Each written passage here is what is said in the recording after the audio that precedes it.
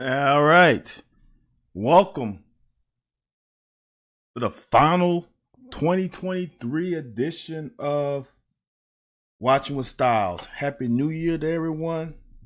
I hope everyone had a great start to your new year. I also hope that all the platforms are working because I'm not sure, but I'm going to check while I just thought of that. Um, I hope everybody's having a good start there. 2024 it is a it is an interesting start for us. Uh, Football wise. And there were some, you know what? I'll say this. It was great for me being unplugged for this game because I was watching, I was listening to the radio because I was on a quick trip to Dallas. And my daughter's an eighth grader and she's on the varsity team. They moved her up. So, when you play basketball, there's always a Christmas tournament. So those days of taking a week off are done. So we had to fit something in. And I think God had a um with Twitch, are you gonna be streaming from a hot tub? I wish Steve. I wish. So um we did a quick trip and I think God had a plan for me to not be at my desk on my laptop during this game. I I think that was the best thing for me for my emotional benefits. I think Gino Toretta did a great job on ESPN Radio. I can't remember the station where I was listening to while I was driving. Um, Now, who was scheduled driving at that time? Well, we're trying to get to Dallas, and it was great. It was great unplugging. I didn't deal with any social media. I don't think I got on my computer for a personal reason. Don't think I didn't get on my computer for a personal reason. All those 4 days, 5 nights, met family up in Dallas. It was great. So now, before I start, and I'm going hard. Before I start, I want to give y'all a little something because I honestly think this is important because once I find something that is beneficial, I try to pub it to everybody whom I know. So, what is here? So when I was in, so my kids run summer track, and we went to Reno, Sacramento last summer, and it's this hotel called the Element, and they have a 4 bedroom suite. So what it is this common area. There's a room on the other side where this picture's taken up. Then there's 3 rooms outside a common area, but then there's a door outside those 3 rooms. So basically, you lock yourself in. It's at the end of the hall. You lock yourself in. So there's 4 rooms, 3 rooms outside this common area, and everyone can get access to this room.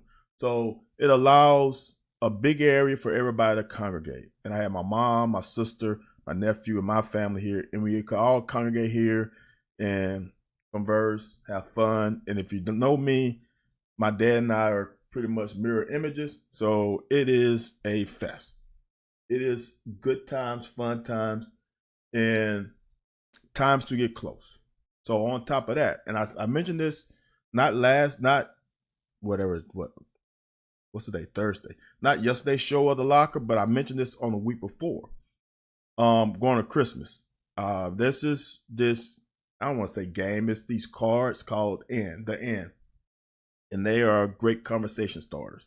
I got the couple one, but the most important one was the family one. And on my trip to Mississippi for Christmas, my my family went through these cards, and as I said on the locker, it was an unbelievable moment as a parent to be able to have thoughtful conversation with your kids, and where they can say, I never forget my son was talking about something who said, "Oh, now I get why you are who you are, basically, why you treat us this certain way." Because there was some thought-provoking question and we talked about it, and those are the things. And then to hear my kids speak and be transparent was unbelievable for me as a parent. So those are two things. I know that that Element Hotel, not all of them have the 4-bedroom, or they call it a common suite. But if you have a chance and you have a couple family members and y'all go on vacation together, I guarantee you it is an unbelievable situation, because you got just that big common area for everybody to be able to sit, converse, and not have to go cramped into somebody's room. They have a TV, they got a full kitchen. It is a great experience, and I've stayed in this be my third one. And anytime I'm going on vacation with more than just my family, I'm bringing my parents in or my sister. That's a must for me. I got to find a place that has that. So with that said, y'all, now we're going to get into football.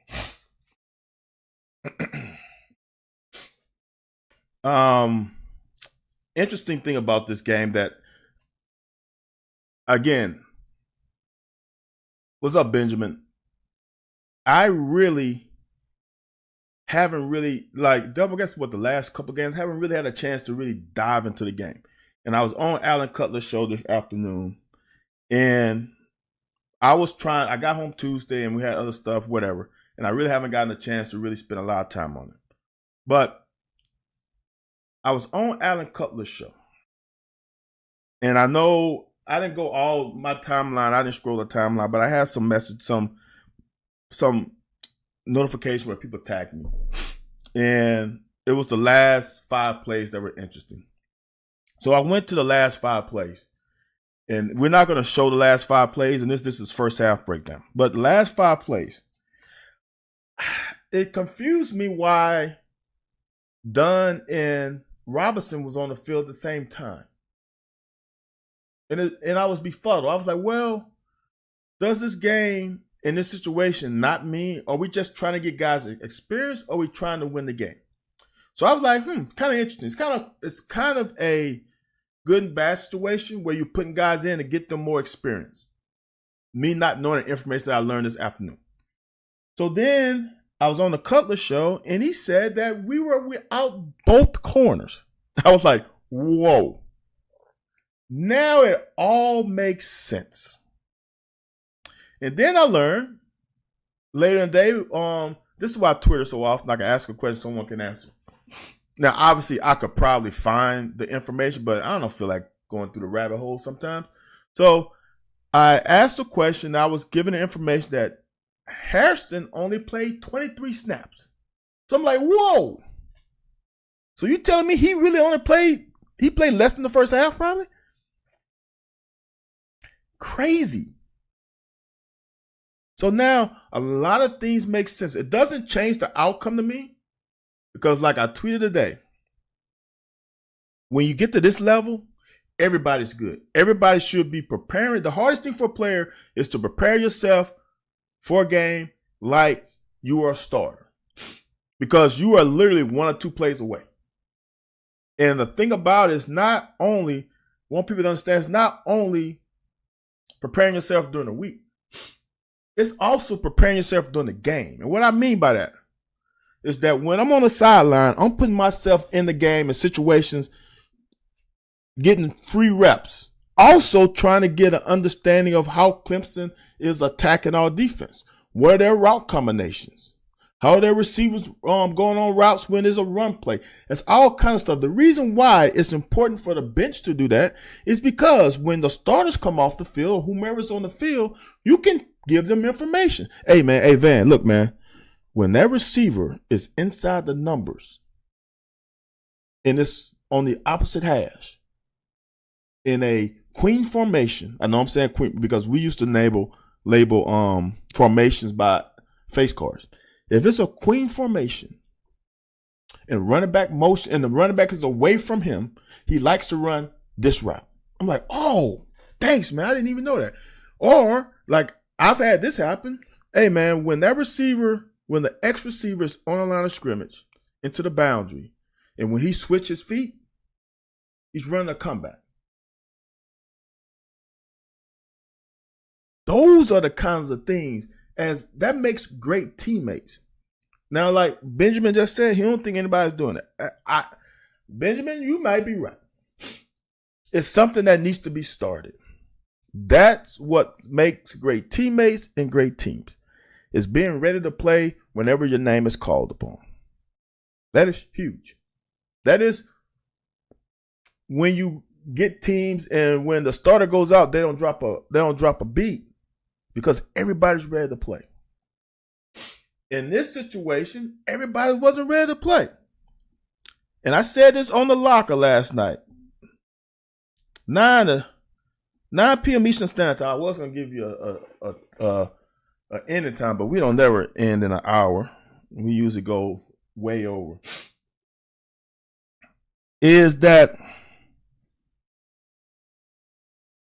another thing that players do, and like I said this on the locker Wednesdays, 9 p.m. Eastern Standard Time, is that some players don't react to being demoted very well, which is human. That's not to be without expected. But as a player, either you stick your tail between your legs, or you bow your neck up and say, I'm getting my damn spot back. And I think in this situation, some players, when we had the injuries, were not ready to play. And they got put into a situation that was unfortunate for them. And it showed. Bowl week is a fun week. I've only played in one, and it was my freshman. Bowl week is an unbelievable week, but it's also a business trip. My sister went to high school with Michael Clayton, one of LSU's, well, I don't know, top 20 receivers, probably LSU history, maybe. He went to the same high school my sister went to. And I'll never forget, they had, I don't know, it had to be the Sugar Bowl because there was no college playoffs at that time. So he went to the Sugar Bowl and he went and he dressed in a suit. And it was just a mental thing. He said, this is a business trip. I know it's a bowl game, but this is a business trip. That is the mindset that you have to have. You don't want to go there and not have fun, but at the end of the day, you are playing a game at the end of the week or at the end of the process, whatever the bowl week process is. And everybody has to be ready, mentally and physically. And I'm talking about the defense, and we were not there. I will also say this. Everybody wants to blame somebody. And I got a whole bunch of shit to say. This is going to be a long broadcast. This is our last two broadcasts. I don't know when this might end. But I don't understand why everybody wants to blame Brad White. It's very interesting. I was coached by some great coaches. And they will always say that it's not the play call, it's your execution. Now, Coach Smith, you say, I can put you in a bad situation, and I will apologize. But if you guys, if in the secondary, he was our secondary coach and then became our defensive coordinator. He said, as long as everybody's running the same coverage, we're going to be fine. Will they get a first down? Maybe. Will they get some yards? Probably. Should they score? Hell no. Should they get a chunk play? Hell no. Because as long as everybody eyes on the quarterback, as long as everybody's breaking to the ball with the same type of effort, we're going to be fine. It doesn't matter what I call. We're going to be fine. I'll never forget, 1993, my freshman year, Coach Archer comes to Kentucky from Virginia, where he's linebacker coach. He comes to Kentucky, installs his defense. The first few games, we literally ran 2 coverages and a couple blitzes. We had 6 interceptions against Terry Dean running cover 2 and cover 3. That's it. But what happened during that time in the lead up, we practiced those 2 coverages until everybody had it down pat. Was it perfect? No, because they were still learning the defense. But we ran those damn coverages ad nauseum. I mean, we ran and ran and ran. We did drills as DBs. We ran team. We ran those coverages until we became very efficient at it. And we should have beat Florida. So with all that crap about the coverages and all that, it doesn't matter. The same way if you watch the Washington, Texas game, Michael Penix had 400 some yards past 430, I think. And Texas was playing a lot of man. Was it because of the call? Or was it because of the execution? It's the execution, y'all. It's just like I hear people talking about, we should have rushed more. Okay, you can do whatever you want. That doesn't equate to success if the players don't execute. And we are a bad blitzing team. I charted, I don't have it right now. I charted, we played primarily 4-man rush. We went blitz. And here's the thing. This is the other thing. Just because you see a defensive back or a linebacker become a rusher doesn't make it a blitz. A blitz has to be 5 or more players. That's the advantage of running an odd man front. Odd man front means like right now. This is odd man front. We got 1, 2, 3 defensive linemen. That's odd. That's an odd number, right? We got 1, 2, 3, 4 linebackers. That makes it an odd man front. So here's the great advantage of this defense when ran properly. Is this offense has no idea which 4 are coming. It's like I'll show you a player later. I think it's on the first half. Like, for example, there was a play where we rushed him, and him, and had Dion up in coverage. So now if you think about that, there's 4 guys on 3. 1 guy's going to come free. Now that leaves you empty on this side.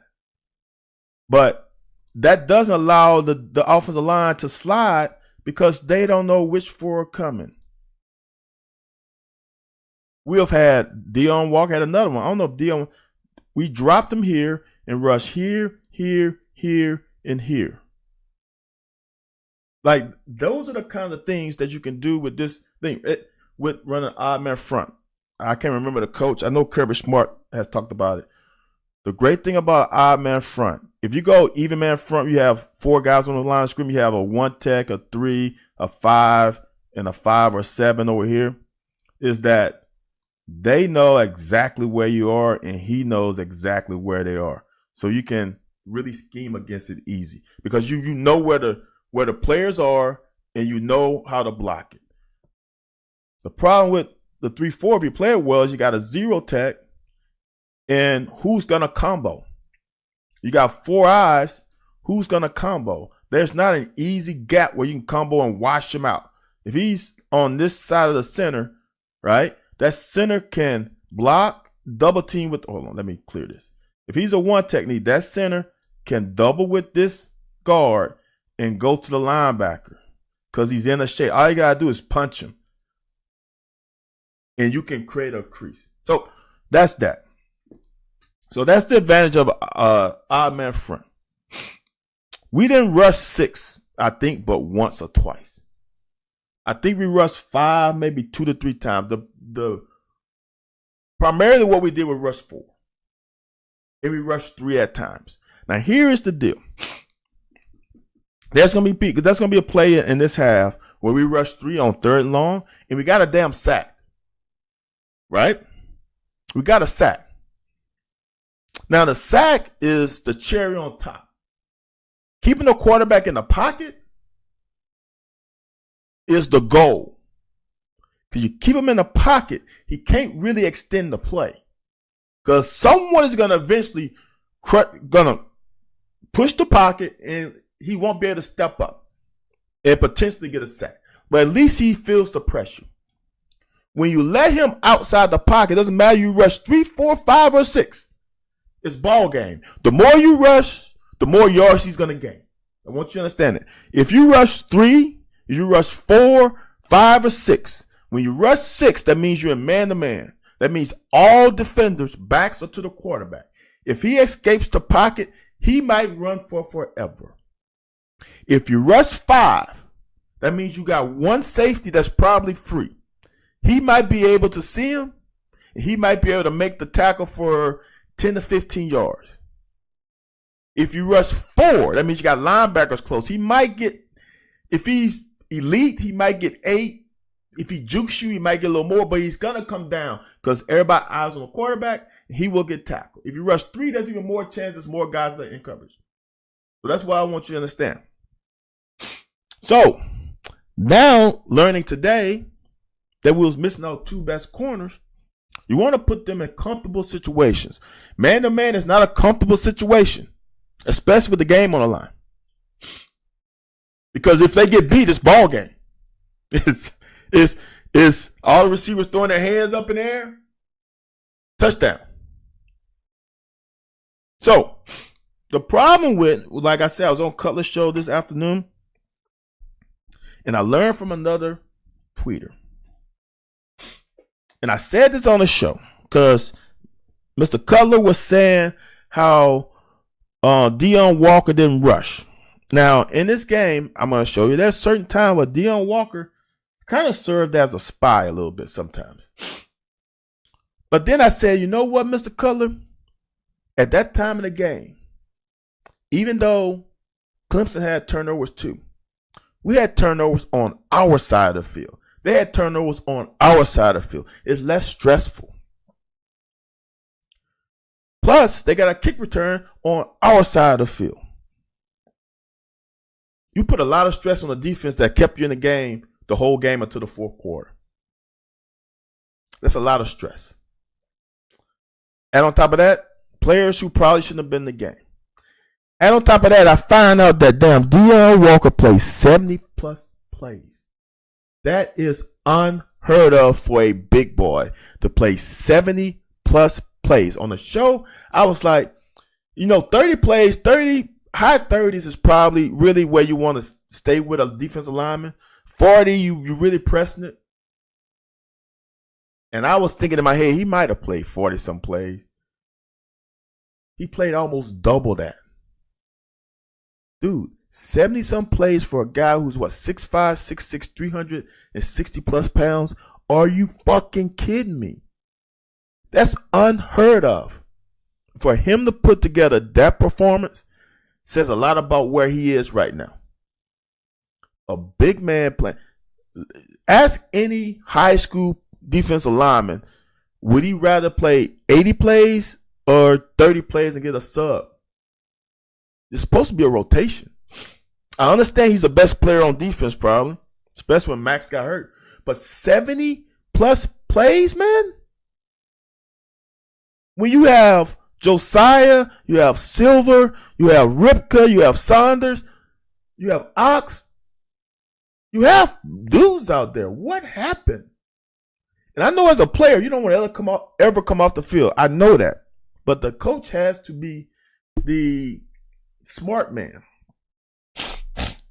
And somewhere in this game, he needed to get subbed. I think someone said there was 80-some snaps, so he played the whole game. You're asking a man of that size to play a whole game, which should not be done. And it probably came to bite him in the ass at the end when we was getting turnover, short field, but you can't do that. As a defense that plays zone, I want people to understand this. Every defense is risk reward. If you want a defense, you want to change the scheme, okay, that's fine.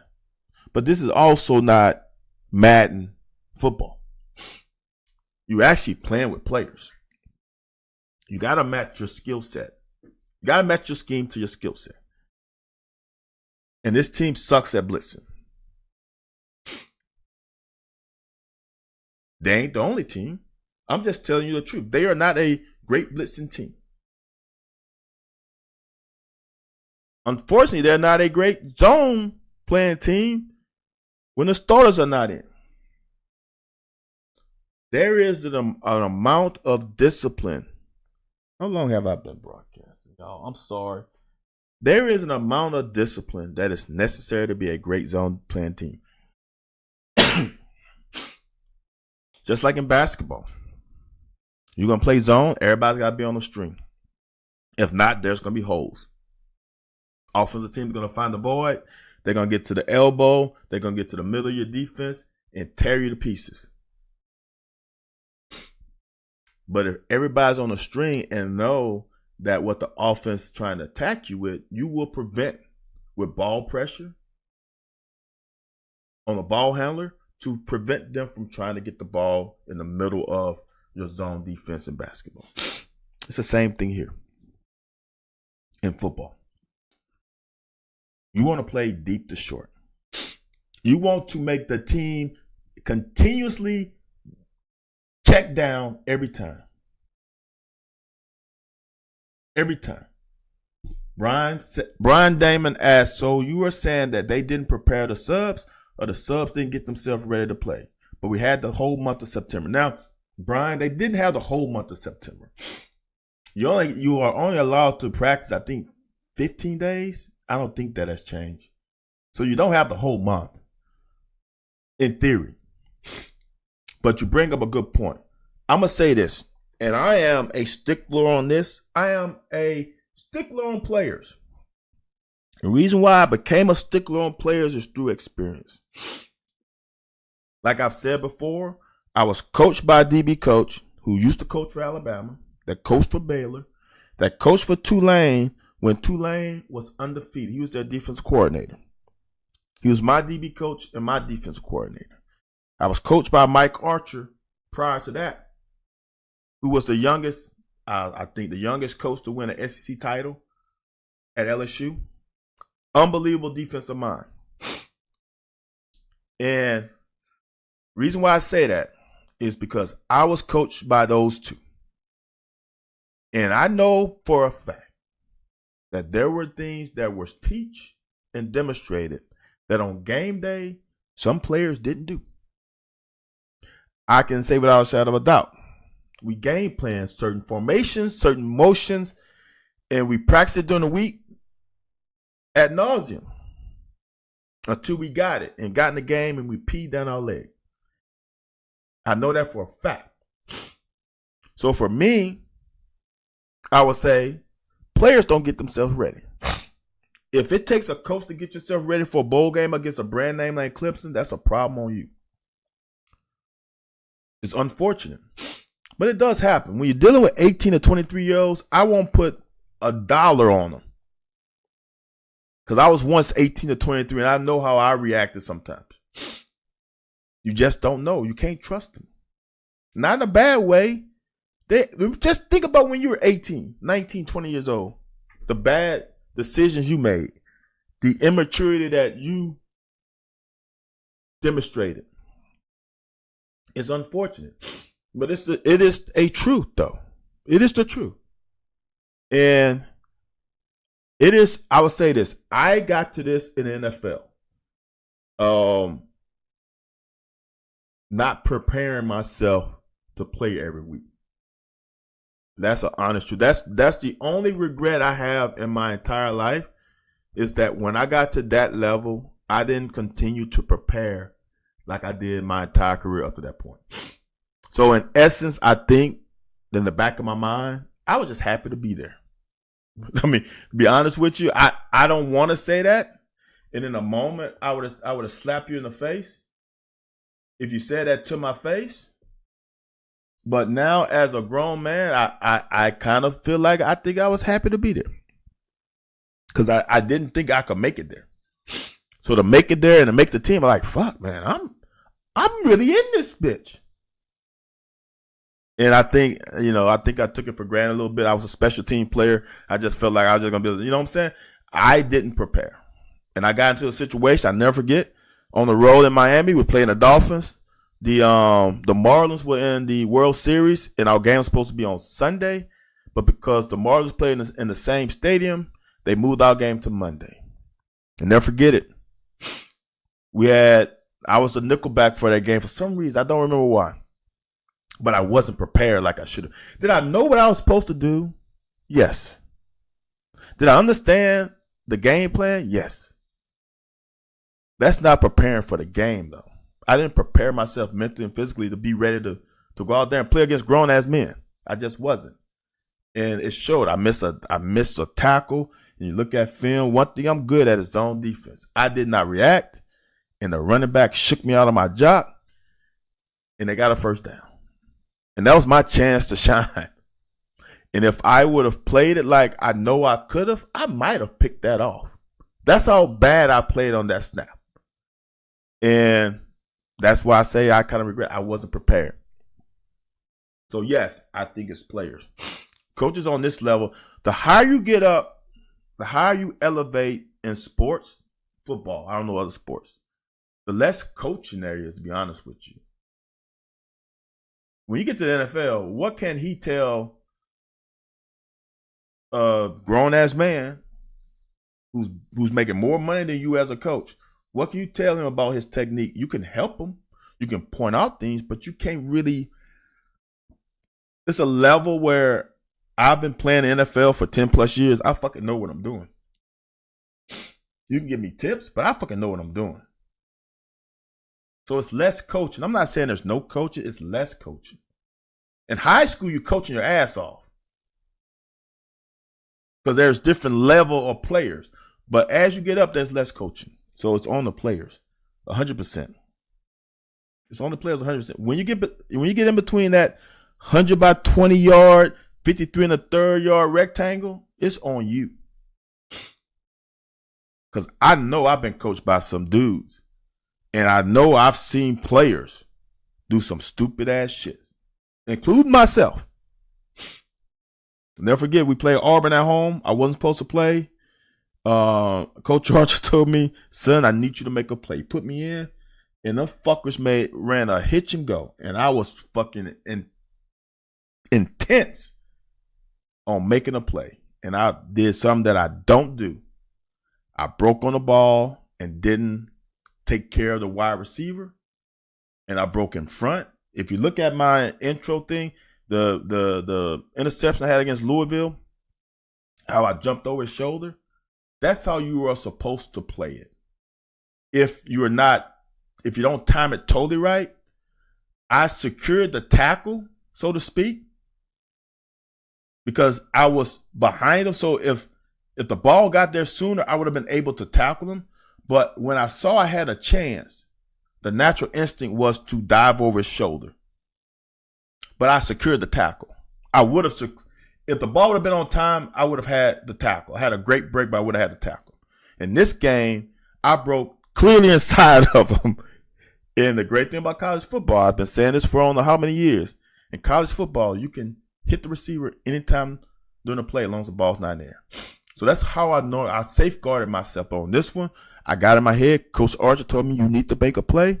And I tried to jump that damn hitch. And them fuckers ran a damn hitch and go. So I've done it too. So I know what I was coached to do. I didn't do what I was coached to do. Although Coach Smith gave us a long rope, if you earn it, to make plays. He said, I need playmakers. I can't teach you how to be a playmaker. In that time, I did too much. I performed outside of myself, which I never did again.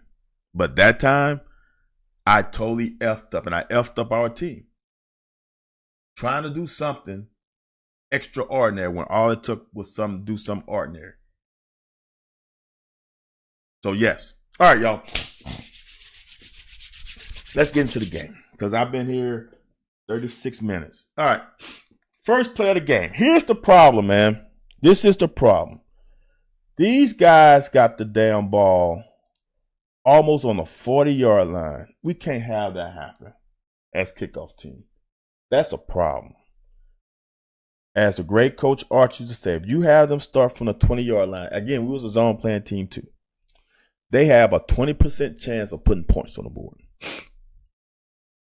Every 10 yards, their chance gets heavier. When they're on the 40, I think it was like over 50%, 55%-ish.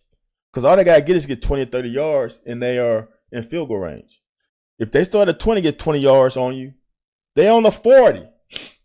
They're not kicking the field goal. They're going to fucking punt it. But when you start on the 40, you get 20 yards. You know what else brings it to the factor is if it's fourth down and short, they might go for it. Because if they're at the 40 and the punter kicks into the end zone, they only get a net 20 yards. So they might go for it. So they got to play 4 damn downs. But if they start on the 20, 25, whatever the rule is, not thinking 25 now, is that if they start on the 25, they have to get more first downs than if they start on the 40. That's just common knowledge. As my special team coach would tell the punt returners, give me 1 first down. Give the offense 1 less first down they have to convert to get in scoring position. 1 first down. All he asked for is 10 yards. So we start here on the 40. It was about the 38, but I'm going to call it the 40, right?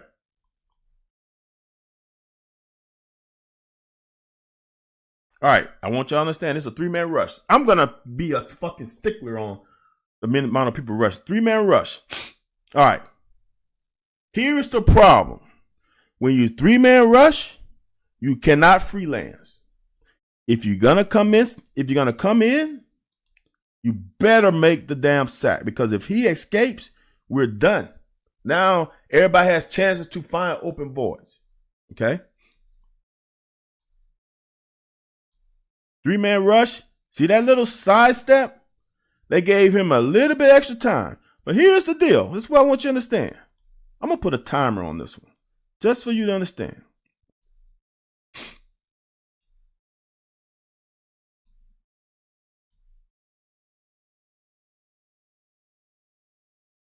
That time is too much. 4 seconds is too much for a defense. But he got to 5 seconds. All right? This is what I want you to understand. He got to 5 seconds. Imagine this situation in the 4th quarter when I go over it tomorrow. What's up, Swole Guy? Swole Guy said, what's good, man? Can't stay long, but I want to thank you for the live stream over the year. Oh, no problem, man. I appreciate you you following, Swole Guy. All right. I want you to understand this, right? He had 5 seconds, y'all. He had basically 5 seconds to look down the field to try to find an open receiver. He couldn't find one. He had to throw the ball to the guy at the line of scrimmage. That's a fucking win. Just imagine if that happened in the 4th quarter. Instead of throwing the deep corner routes, he had to throw it to the underneath guy. You know why? Look at this. There's nobody close to this guy. And that's not a bad thing. No one should be close to him. He's too close to the line of scrimmage. Force them to throw this ball. Force them to throw this ball. Guess what happens? If he makes the tackle here, if he makes the tackle there, it is a 1, 2, 3-yard gain. Think about that. If he finished the tackle, it's a 3-yard fucking gain. He had almost 5 seconds to throw the ball. But in this situation, to start a game, everybody is fresh. And everybody's handling their responsibility. They're getting deep drops. They're not allowing the big pass. They're making them throw the ball underneath. That's what zone defenses do. Make you throw it underneath. Now you got to make the tackle. But even with that said, right? It is a 1, 2, 3, 4-yard gain. For a quarterback who had 5 seconds because we didn't stay in our pass rush lane, right? Didn't stay in our pass rush lane. He was able to get outside. He had all the time in the damn world. He still could only pass it to that guy. Again, just imagine that later in the game. I'm going to come back to that tomorrow.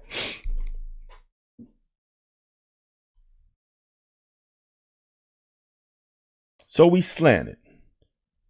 And we got a little crease. Because I am interested to know. Again, look, guys. So for this one, like I've said in the past, I didn't really watch this film to really just know what I'm seeing. I'm really seeing it with y'all. Okay. If we slant it, I'm interested to know, why is D-Jack cognizant over here? Okay. When he reads guard, he should have read guard pull.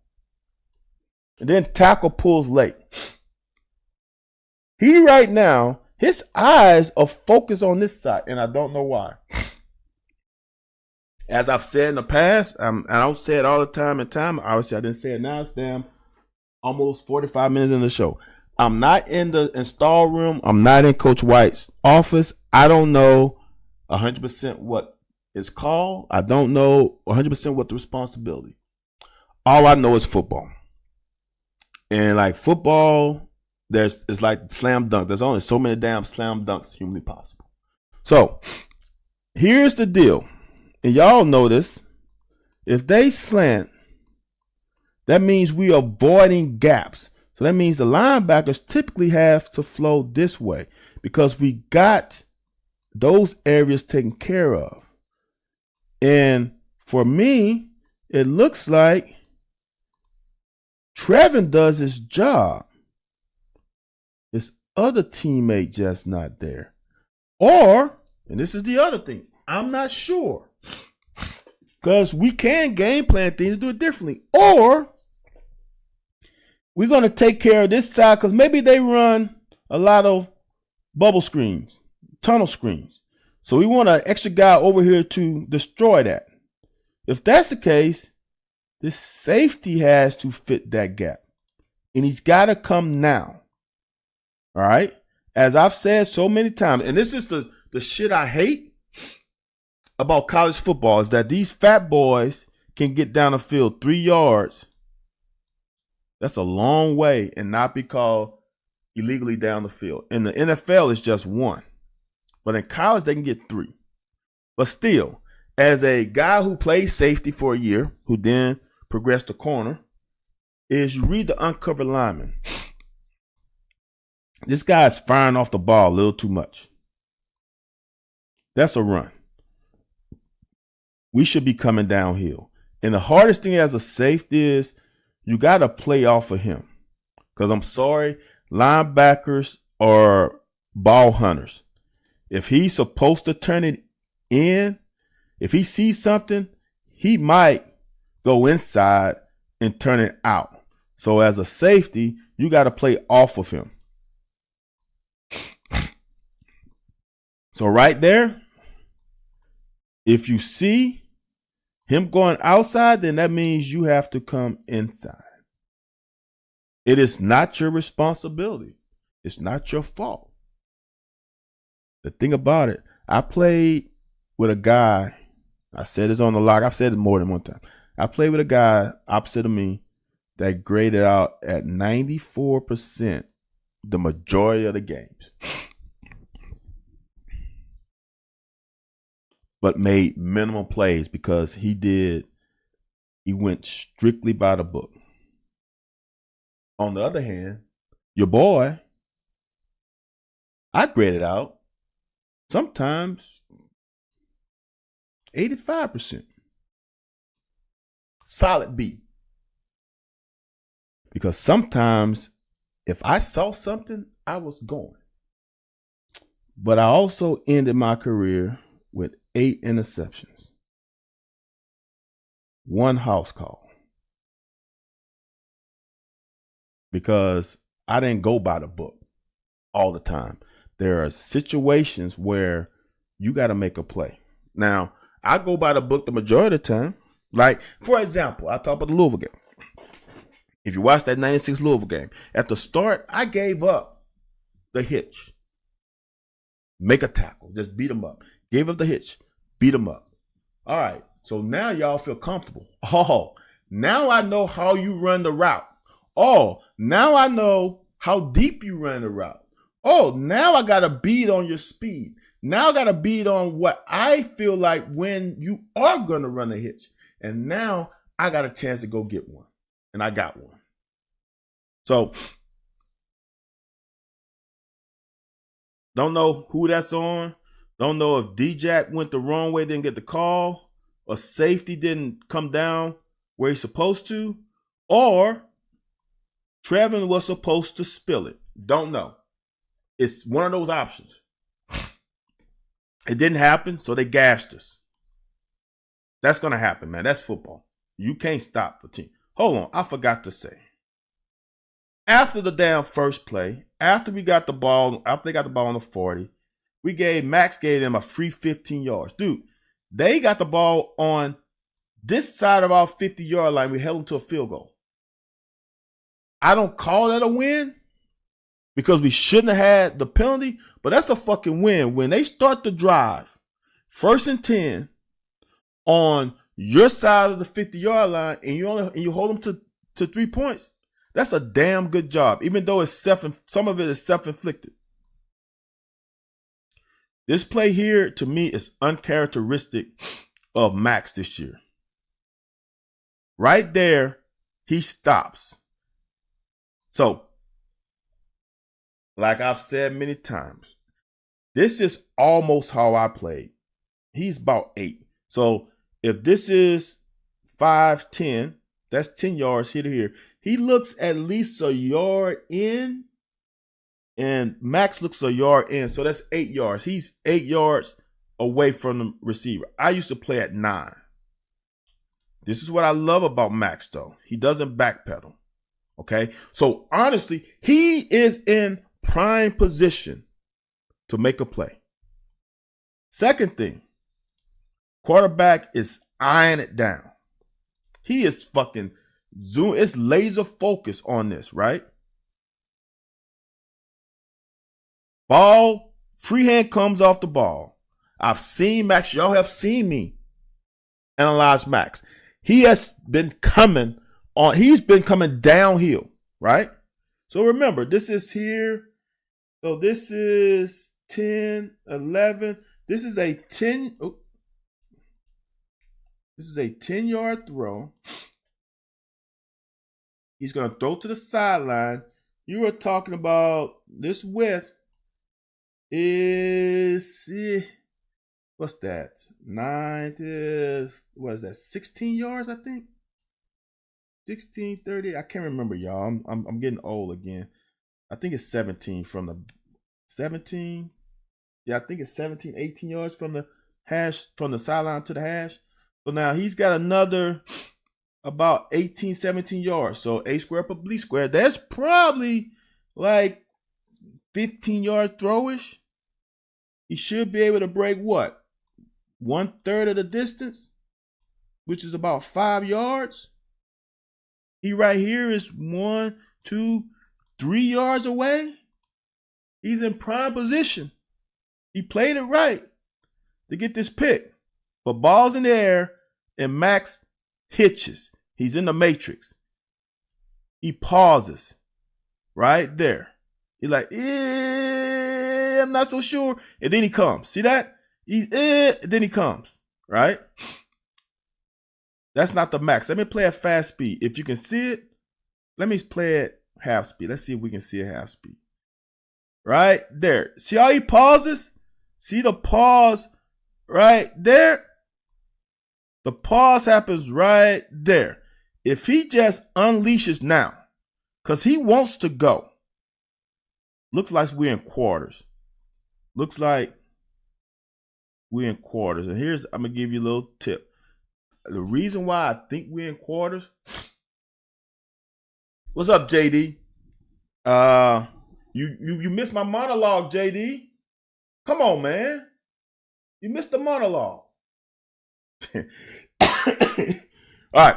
The reason why it looks like quarters to me, and I could be wrong, like I said a long time, I'm not in the film room, but I know quarters when the safety is looking at number 2.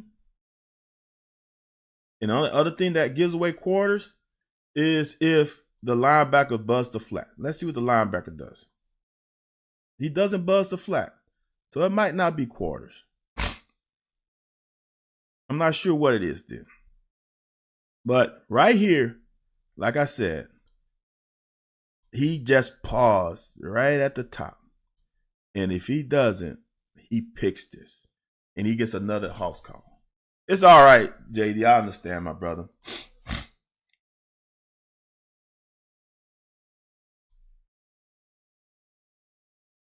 We slant again. Dion calls it something, and that's a fucking hole. How do they not call that hole? And here's the crazy part about this, y'all. We lost 38-35. Every yard counts, right? How do they not call the hole on 71? How do they not call the hole on 7? You know what's so big? That moves them back 10 yards. Guess what? That moves them out of fucking field goal range. That makes up for Max getting a 15-yard penalty. That's a hole, and it's obvious. Great job by Trevin filling. This is a great job by Eric. That's every gap is filled. There's nowhere to run. Great job by Weaver squeezing. There's nowhere to bounce. Look like we're in some type of man, because unless that looks like man, or we're an off man, I'm not sure. Nowhere to bounce. Great tackle. See how we squeezed that right there? See, as a linebacker, as a guy who had to play a little nickel, see how they made that phone booth really small? Oh, any good guy on this level will be able to make that tackle, because he can't wiggle. He can't get you in there because there's nowhere to juke. You can come full steam, and we're going to meet right there and see who the best man wins. I'm not sure they had an O-line hole out. I know, man. I think you're right, JD. Honestly, there wasn't that many penalties, were there? If they're going to let them play, they're going to let them play. But they damn holding call on us, though. And it was a hole, though. No shade. It was definitely a hole. And Dingle definitely face mask, which I wish they would have called the damn hole other than the face mask, because we could have gained 5 yards would have been 10 yards to the 15. But as a linebacker, this is, you thank your brothers for creating a small phone booth. There's nowhere for Shipley to go. And I hope he's fine, man. That little thing at the end of the game looked nasty. That's a great job. So we win. This is, I want y'all to, and I'm fucking sick of it. And I understand, man. I understand you want guys to stay forever. And I really think, I hoped he would have came back. But this guy can play, man. He can play. He can flat out play. And he played a pretty good game until apparently he got hurt. I didn't know he got hurt, but apparently he got hurt. And I want you to understand, this is what I talk about all the time, right? That's 5'10" minus 2. He's about 8 yards, 10 yards away, right? This is 20-some yard throw. Let's say 18. He should be able to break 6 yards. So from here, he should be able to go 1, 2, 3, 4, 5, 6-ish. That's not quite that far because it's not the bottom number. He should be able to break like 4 to 5. Let's say 4 to 5. So 1, 2, 3, 4, because it's not quite on the numbers. So he should be able to break to there. 1, 2, 3, 4. Dude, how many times does it not always add up? And this is not my thing. This is from the great coach Rick Smith. This is not me. I didn't make up this formula. 1, 2, 3, 4. He is 4 yards. That is perfect break. It's not ideal because when the front hand comes off the ball, he's not coming forward, but he's planting. He plant right there, and now he's coming forward. That's 4 yards. So he got to within 1, 2, 3 yards of the receiver, 4-ish of the receiver, right? But the receiver is 3 yards behind the line of scrimmage. Think about that. So Drew got almost to the line of scrimmage on the pass. But here's the crazy part about it. And this is the crazy narrative that I hate. All right. So this is 5-10, right? Drew is 2 in, so that's 8. He's 1 yard. So he's 9 yards away from the receiver. He's 9 fucking yards away from the receiver.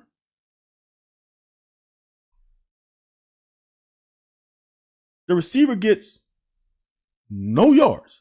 He gets, that's a TFL. When the receiver, but I don't go by that. I don't go by the end result from the line of scrimmage. I go by where the receiver caught the ball. The receiver caught the ball on the 31-yard line. Caught the ball on the 31-yard line. He got to the 31-yard line. He got no yards on the catch. He got not 1 yard. And Drew was 9 yards away from him, right? When he caught it, Drew was 4 yards away from him. And he got no yards. Make it make sense, y'all. Make it make sense. Oh, shit. Why they lying so far off the receivers? Oh, my God. They just giving them 5-yard routes. Bullshit. Bullshit. Not if you play it right. Not if your eyes on a quarterback and you see front hand come off the ball and you get a jump on the throw. Not if you understand. Here's the kicker. And I said this on the locker yesterday, Wednesdays, 9 p.m. Eastern Standard Time, myself and Anthony White. I said this on the locker yesterday. And this is an honest truth. I didn't know I was different until last year. I honestly didn't. I thought everybody prepared like I prepared. Because from day one, I was never the best player on my team. Ever. When I played Pee Wee, oh no, I take that back. When I played YMC flag football, yeah, I was the best player on the team. So let me edit that and say, when I started playing tackle football, I was never the best player on my team. I played on a Pee Wee team with Warwick Dunn. That Pee Wee team of the offense, I think 90%, 95% of the players got scholarships to play in college. When I went to high school, my starting running back was all Metro offensive MVP his last 2 years. And I was the quarterback and defensive back. He was offensive city. He was the city of Baton Rouge offensive MVP his junior and senior year. His senior year, he missed the first 3 games. So that's how good my running back was. He went to Arkansas State and he was Sun Belt freshman offensive MVP his freshman year at Arkansas State. That's how good a player he was. So I wasn't, in my eyes, the best player on my high school team. So for me, being a quarterback, this is the other thing, I was a quarterback. So my quarterback coach had us come in and watch film every morning before school. So my thoughts on watching film was 100%. So there's a guy called DB Tips, and he's tweeted something today. Is not only do you have to know your responsibility, once the good players start doing this, and if anybody in high school is watching this, once you start understanding route combinations, once you start understanding arrow curl, smash route, flood routes, dig route, post route, angle. Once you start understanding if they run this, what is the other route that is complementing that one? It's when you become a dude. Because you're not thinking now. You're not reacting. You know what's coming. If you go to the intro, if you watch the tomorrow, if you watch the replay, watch the last highlight, my pick against Peyton Manning, which I'm pretty sure I'm the only guy that have an interception against Peyton Manning in high school and college. That was cover 3. We call that green. All covers with colors. That was cover 3. I made an interception on a fucking curl route. You're not supposed to do that. But I understood the route concepts that Tennessee loves to run. They love to run play action to the boundary, and throw the curl route based on the linebacker.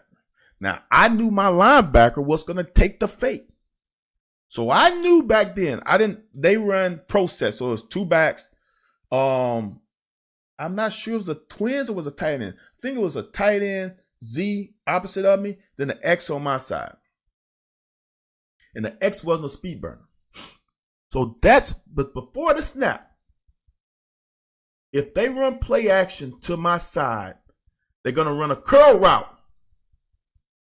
I got that because this guy can't run by me. Those are the things you think about. High school athletes. Understand route combinations. Understand what that team loves to do. Understand splits of wide receivers. Understand, can that guy beat me deep? Understand that I need to be close enough to him that if he runs a double move route that I can jam him and then recover. Once you play the game between your ears before the snap, by the time my senior year, this is the honest truth, by the time my senior year, I can wipe out 80% of the routes that guy could run.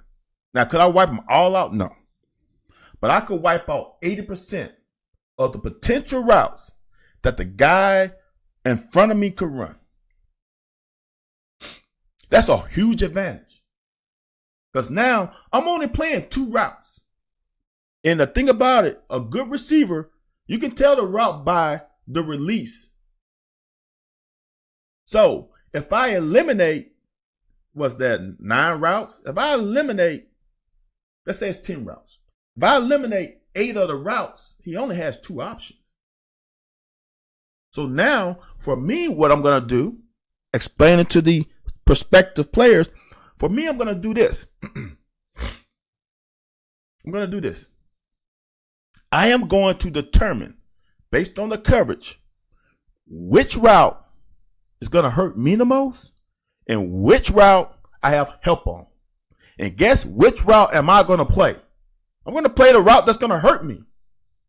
I'm not going to guess, though. I'm going to anticipate. So if I got inside help, I'm not going to try to cover the dig route. But what I'm going to try to cover, just example, I'm going to try to cover the out and the corner route on the inside release. If he releases inside, then stem vertically. So what I mean by that, if the receiver's here, he inside release and stem vertically, I'm not worried about this route because I got inside help. I'm worried about that route,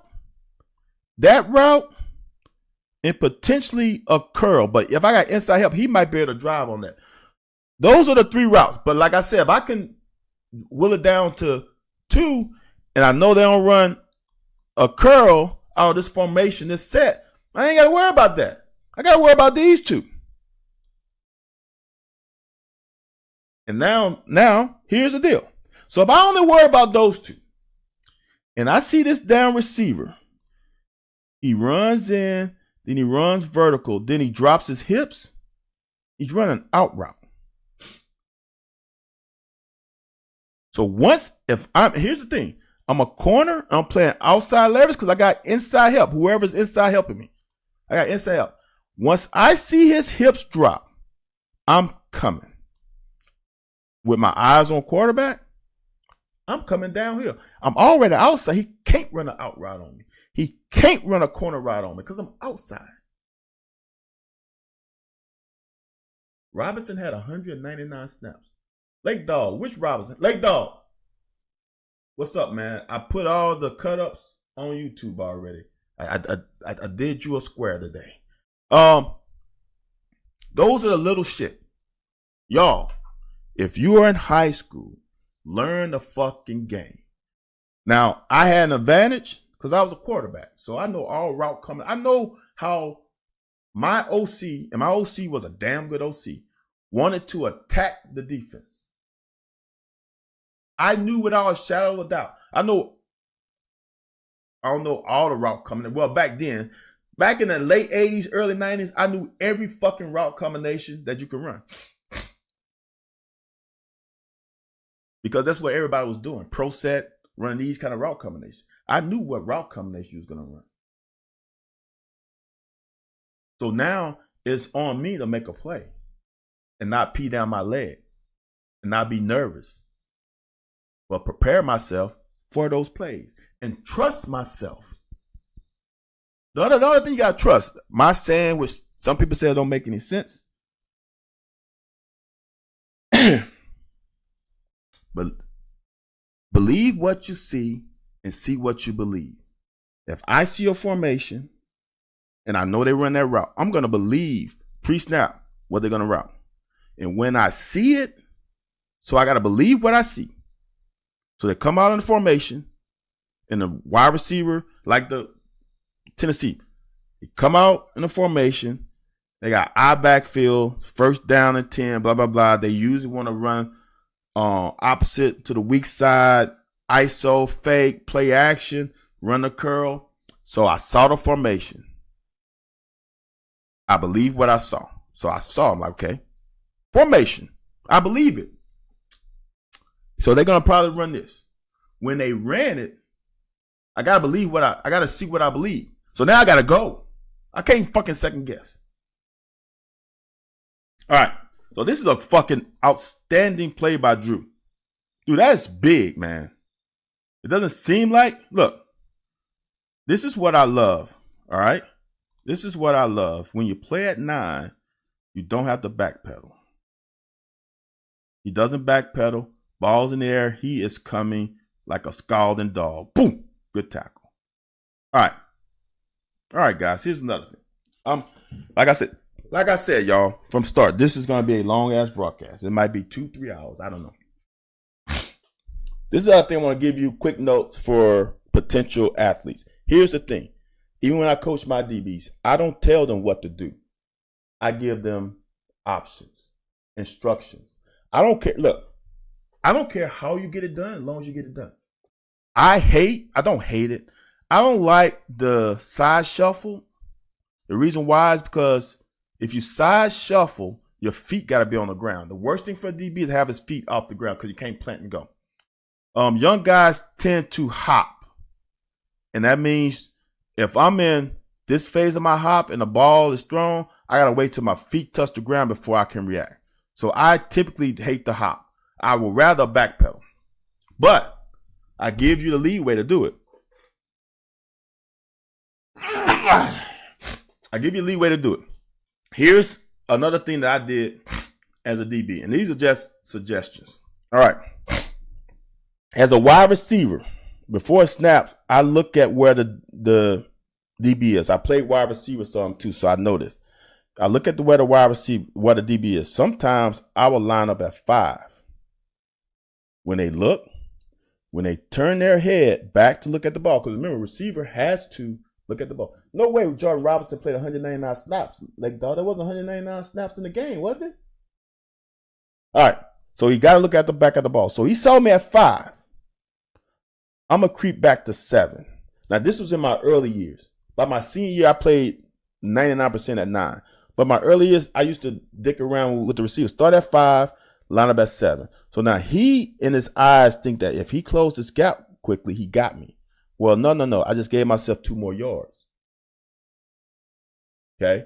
So in his eyes, he thinks I'm backpedaling out of there. But I'm not. I'm sitting. Or I line up at 7 and progress to 9.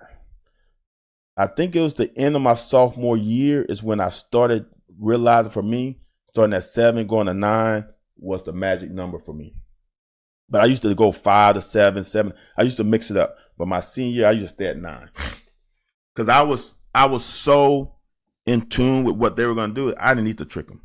Just a little insight. So you can do that because the receiver has to look away from it because you got to look at the ball to see the snap. So you can line up at a shorter distance and step back. Once he goes, he's going to look at you. He's going to look at the ball. Once you look at the ball, then you can start moving back.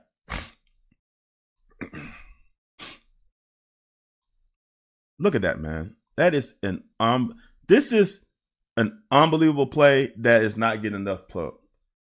Lake Dog said Jordan Robinson played 199 snaps for the season. I'm sorry, Lake Dog. I didn't see what you wrote. Oh, Lake Dog said Robinson had 199 snaps. He was as bad on the 199 as he was in the first.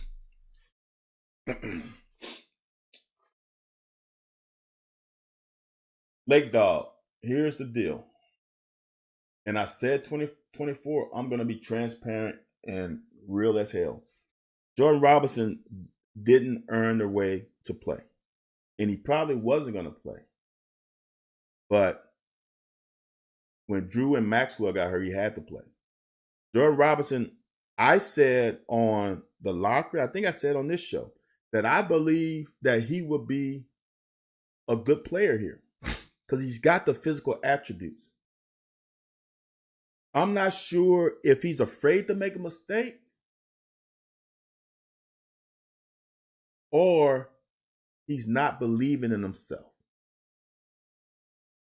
Because he's been in this system long enough where he should be comfortable. Y'all, got a little cold here, so I'm fighting a little bit. He should be able to understand the scheme and be comfortable in his own skin, and he's not. And I think that's the problem. CC said, I think they gave Robinson a scholarship opportunity because you can't coach playmaking. That's what he did in D2. All right. I don't know what they played in D2. Or maybe they played man. Here's the deal. Honestly, if you only play man in college or whatever level you're coming from, you better find a situation where they play man. Or you better have a high IQ. Because if you don't, you're not used to it, you are not going to be comfortable in a heavy zone team. Because you have to have good eyes. And if you're just an athlete playing man, you're just an athlete playing. It's the simplest, it's the dumbest defense you can run. No, I shouldn't say dumbest. It's the simplest form of defense you can run as a corner. I got him. That's all. I got him. Who I got? I got him. It's simple. Now, there's some technique involved with playing man, but it's simple. I got him. And zone is based off of what number 2 does a lot of times, if that's how we play our defense. That's how we play. That's how I play my defense. That's how I coach my defense in high school. We are pattern reading. We are reading the routes of the receivers, which dictates how we play our coverage. Like for me, 2 read is basically cover 4. Because we read number 2. And if number 2 does something, it converts into cover 4. That's why I like running. For me, there's only 2 coverages you really need. 2 read. You probably need a cover 3. And that's it. You can play, and what I mean by that, see, in cover 2, you can play 2-man. There's other things you can play in that cover 2 format, but all I got to do is play 2 read. I can play 2 read in high school. I can play 2 read the entire game, and you will not know what the fuck I'm running if my corners and safeties play it right. Because it's dictated off of number 2. And you can't tell me, you can't not dictate how we're going to play the coverage because number 2 is a valuable entity in your route combination. And if my corners play it properly and don't become magnets, it's hard. It's hard to beat it. Are you going to get some catches? Sure. Well, are you going to beat me? No. Not if we play it sound and right.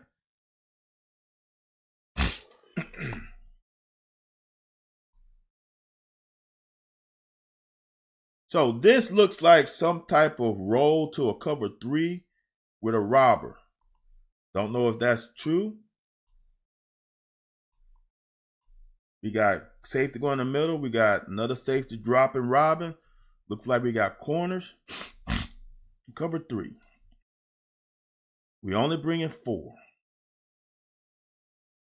This is, look, y'all. As a zone defense concept connoisseur, you can't play this better. No, I shouldn't say that. You can play it a little better, but the concept is great. It's 3rd and long. The only problem I have, and I don't have the entire all 22. I would have liked for Trevin to be a little bit closer. And here's the reason why for me as a coach.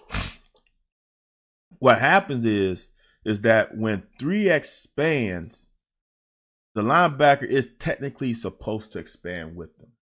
Okay? But as a guy who played quarterback, I'm expanding him for a reason. I'm trying to create separation and create a bigger window right here. Okay? But because it's 3rd and 10, I want them to throw it to this guy.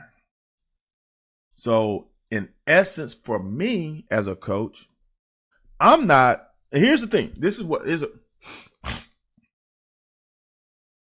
I believe that you can't coach blanket responsibilities because then your player becomes a robot. I think you need to coach the concept, the general umbrella of the defense, but then you need to have the players understand situational football. If it's 3rd and 10, so let's say it's 3rd and 3. Let's say, let's say it's 3rd and 3. I might have to expand with him because if he catches it, boom, he probably has an easier chance to get 3 yards. But it's 3rd and 10.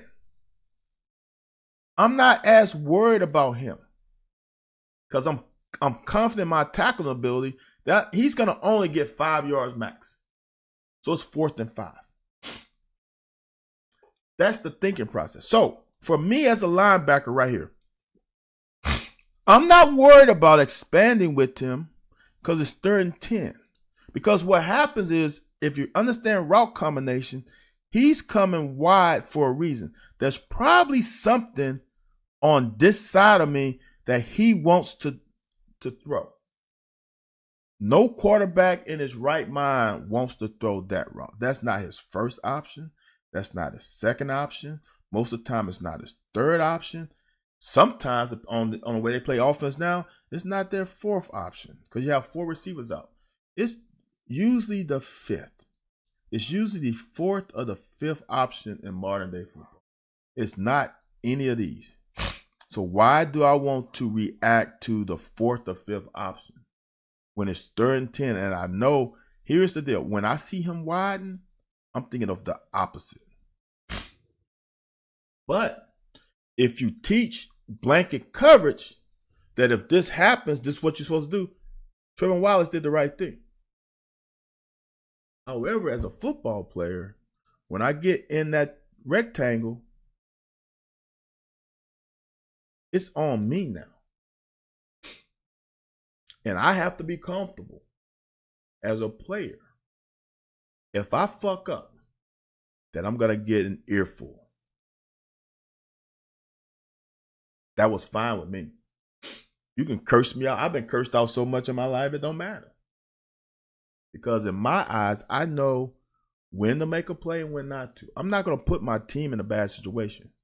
But on 3rd and 10, I think Wallace could have played that a little better. But kick a field goal. Damn, boy, this is the first series in an hour and a half. They kick a field goal. Not a bad series when you gave them, they got to the 40 on the kickoff, and you gave them 15-yard personal foul. To hold them to a field goal is a pretty damn good situation.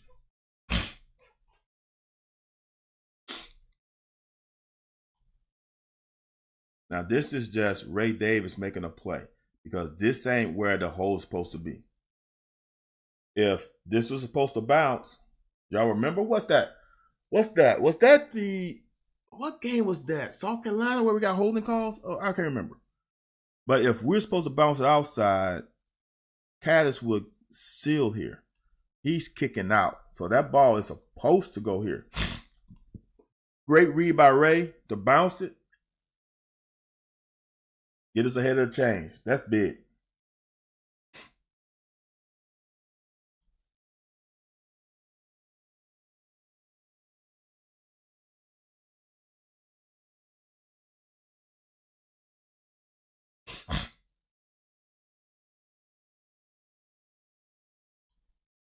I want y'all to understand this. I know I'm going over this because there might be new watchers. I want y'all to understand. There's 6 underneath zones. There's a flat. There's a curl. There's a hook. Oop, that's not what a hook. Then there's a hook. And so on the other side. There's 6 underneath zones. All right. If they rush 4 and then bring a 5th, right? They only have 6 guys left. And there's 6 underneath zones and 3 deep zones. So, as a quarterback, as I was taught, you throw where the blitzer's coming. So, there is no hook responsibility. And it looks like they're playing man, but there's nobody man on Tay. See that? See how they playing man backside? They playing some zone. That might be zone blitzing. There's a void. But here's the communication between those two, or the synergy, is when Tavion comes here, he sees that corner and he sits. Doesn't continue. And that's how we get this first down. See that? If you would have continued outside, that is a kill shot or interception. But because he sat, see where he turned and he sits. Perfect. Oh, that's Barry and Brown. Sorry. Woo, boy. I'm going to say something. Are we running much outside zone concepts? Not really, Lake Dog. And I'm not an old guy who's a get off my lawn type of guy. When you score a touchdown, you should celebrate. No doubt. You can dance. I'll dance with you. But a first fucking down, to go over the top, I don't mind the little slime, finger across the nose and going first down. But when you start fucking creating a window and kicking it and doing the bow and arrow, that's fucking going too much for a first down, man. I'm sorry. A first down? A first down. Huh? All right.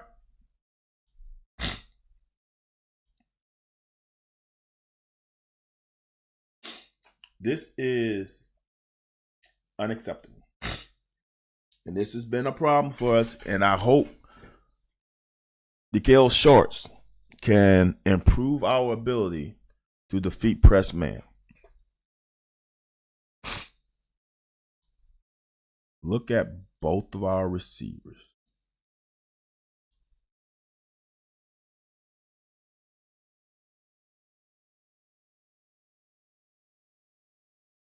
Look at Barry and Brown right here.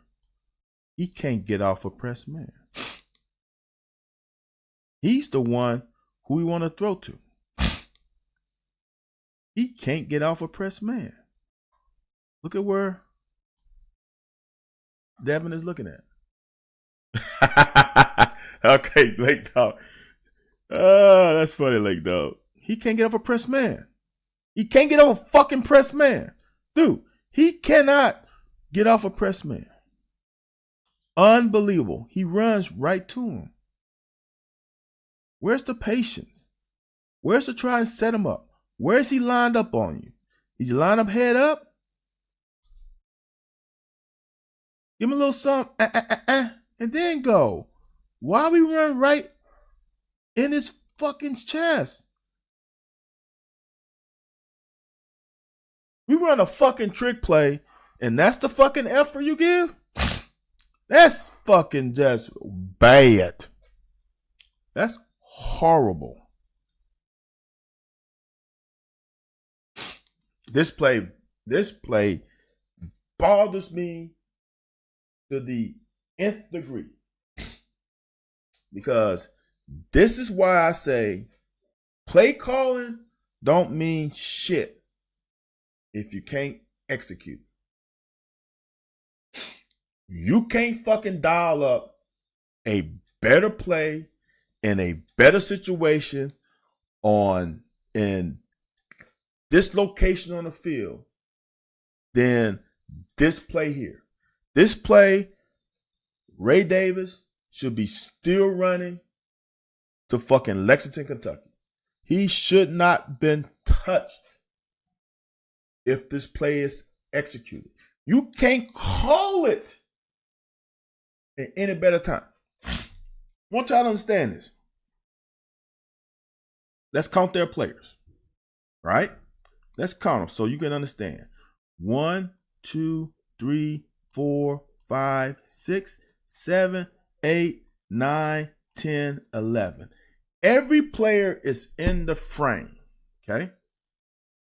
Use your imagination. They're in man. Right here. I'm going to make the numbers easy. They got 1, 2, 3, 4. So that means there's 7 right here. Simple math. All right. I'm going to give you another example. It is man free. He got him. It's obvious that he got him. He got him. And he's helping. He's freelancing. All right. So there are 7 guys within 2 yards of the line of scrimmage. All right. And he probably has Dingle. All right. Let me fast forward a little bit. All right. So right now, there's still 7 guys right here. This is 8. Right. If I don't know if that's Burton here. If Burton just punches and get out. Okay. He holds on too long. See, now he gets caught up with him. Now it throws a timing off. All right. There's 7 in the box, right? There's 8 in this frame. Oh, there's 7. There's 7 guys over here. This is number 8, right? I want you to understand that. So if Burton is in front, instead of getting caught up in the wash right here, if he can get out in front of Ray Davis, all right, we got 3 fucking blockers and 1 of them. In theory, Ray Davis should be right here behind the offensive lineman if the timing is right. Okay? So now I just want y'all to understand. I want y'all to understand this. There are still, remember I said there was 7 in the box? There's still 7, and they're all over here. Okay? This is number 8. Okay? If we get that block, this is number 9. Right? The other 2 guys, remember there was a guy guarding Tay Robinson with this guy. That's 9, 10, 11. They're not in the framework because Taylor Robinson ran them off. So I want you to understand that if we get this block, we got a block here. Who else is fucking out there? Nobody. There's nobody else. That's a fucking touchdown. We're on the 50. Now we're on the 20. He probably doesn't score. He only has to run 50 yards. He's got a blocker. This guy here has no chance.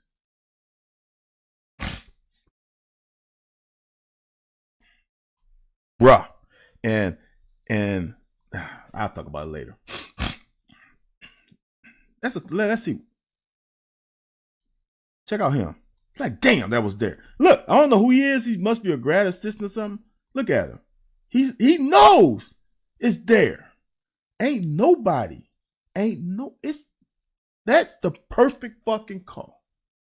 Brian, why you said I am? Catch the fucking ball. If it touch both hands, You need to catch it. Is it an easy catch? No, not at all. It got some heat on it. It's away from your body. Not an easy catch. But you a damn fifth-year senior. This your last game. You got to come down with that one, brother. That's a first down. That's an extended. I'm going to say this. Clemson does have some good players. I would say this. If he catches it, they're man. Okay? They're man. Right?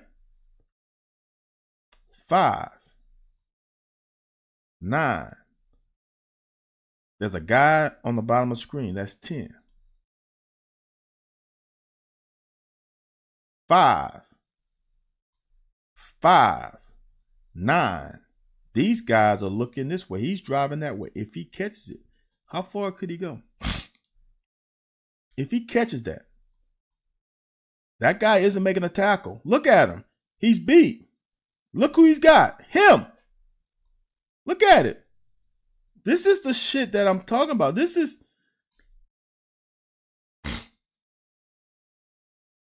JD said, yeah, they were talking on the radio there about Leary throwing the ball to her. I said, there's not really any such thing if it hits you. Dude,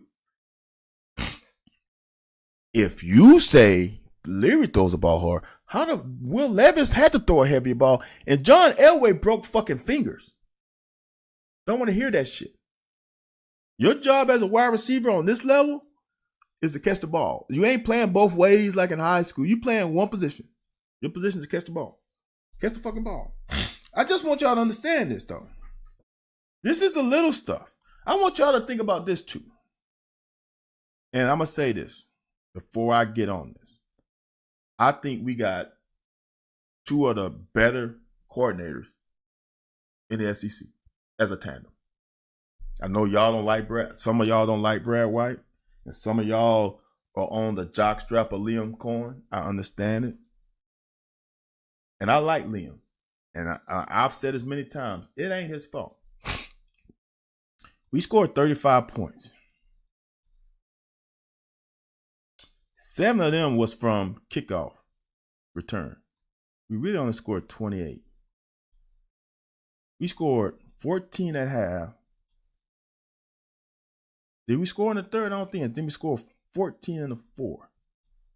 In this day and age, 28 points ain't going to get you anything in this conference. I think 6 or 7 in the conference is 30 plus. We are bottom half in conference in points on the board. 28 points ain't going to get it, fellas. 28 points ain't. This ain't.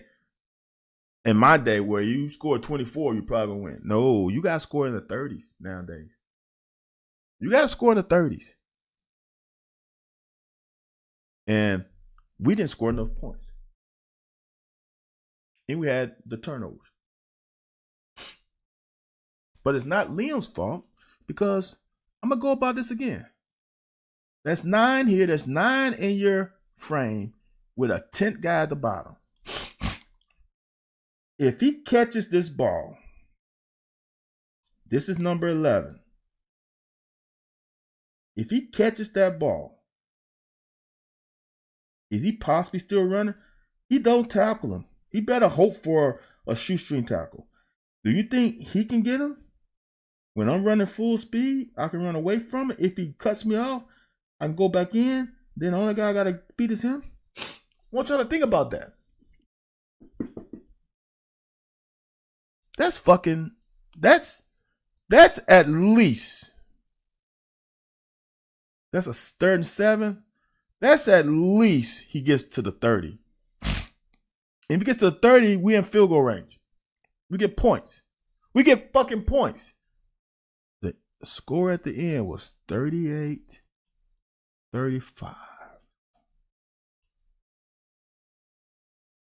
We gave them 3 points with the kickoff and a personal foul.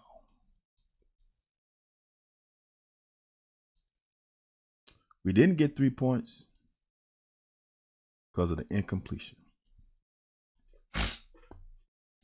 That's how much the game can flip. That's a 6-point flip. It's a 6-point flip.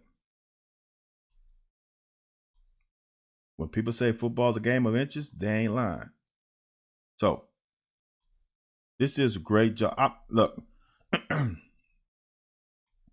I'm partitioning for Afari to be the number one starter and outside linebacker in the field. Put on another 10, 15 pounds. He's that dude. This is when I talk about making a play. He's supposed to be the edge setter. Okay? But if you set the edge and you come downhill on this side of the line of scrimmage, he makes contact with the blocker 3 yards in the backfield. When you make the running back bounce, it makes it easier for your safety, and now everybody has time to run. If you do this and you don't come close enough and he's able to hit that seam, he ain't got time, and these guys ain't got time to run. So even though he's supposed to set an edge,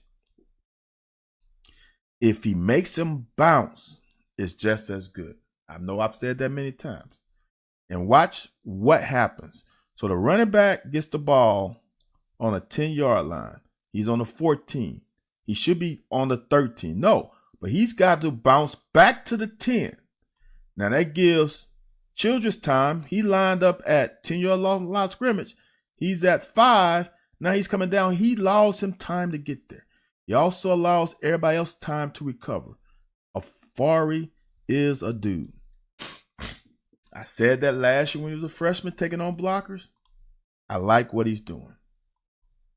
That is prime defense. I can't ask for too much for my defense. Look at this.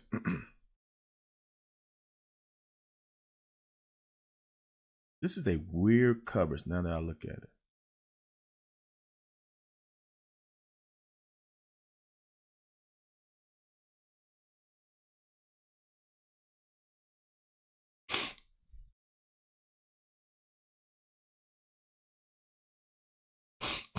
Look like a combo coverage, but it looks like he's manned with Shipley.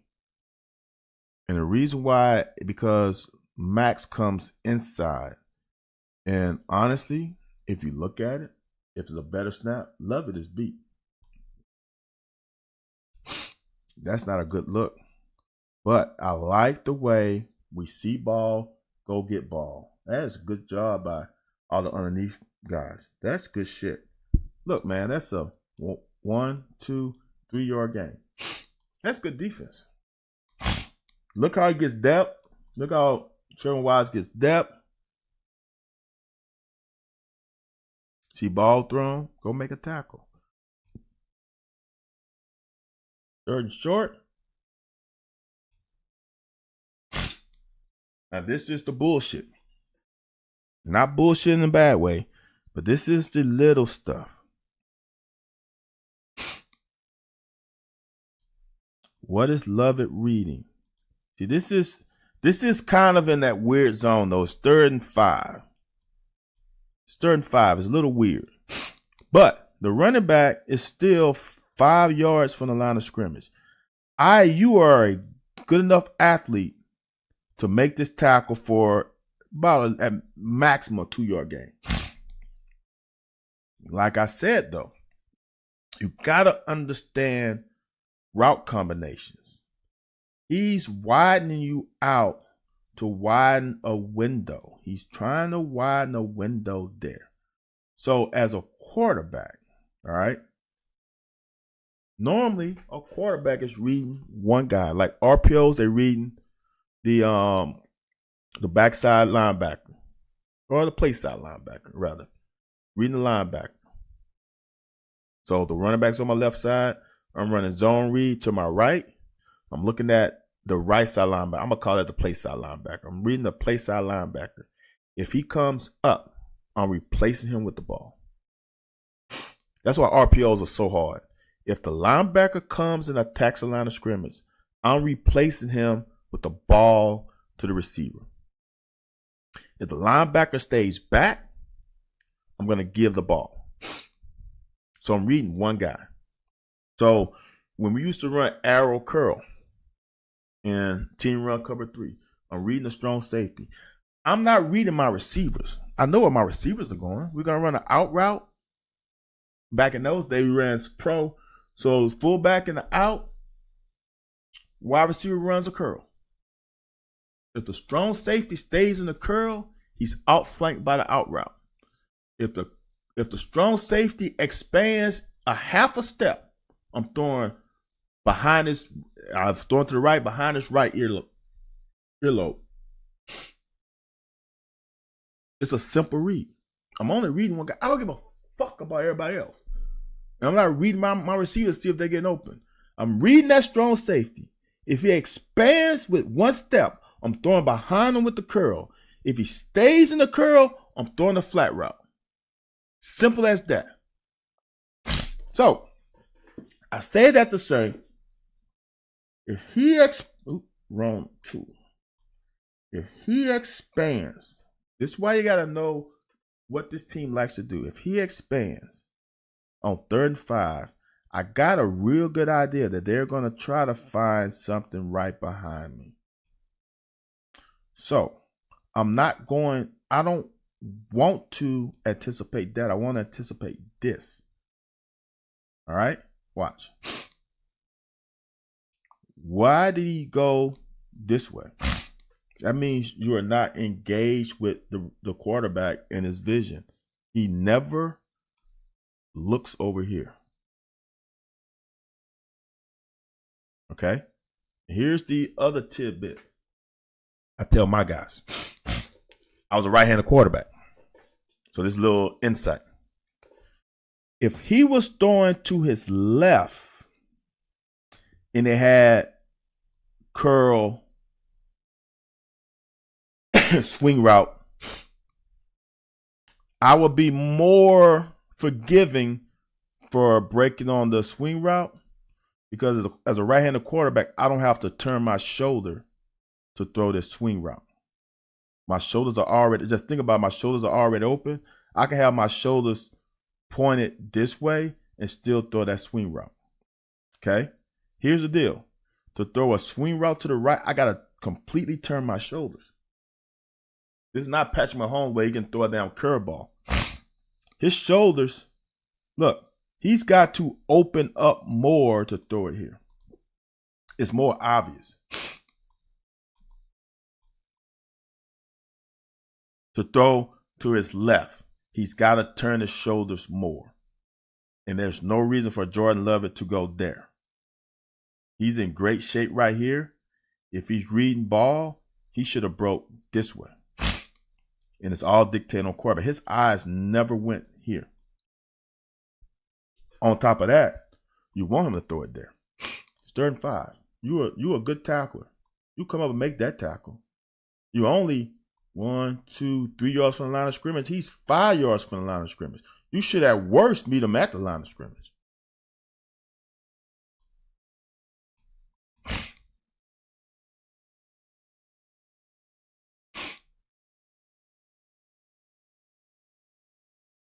D-Jack can't run around this block up top.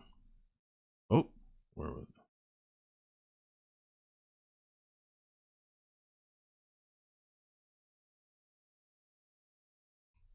it? That's the missed one.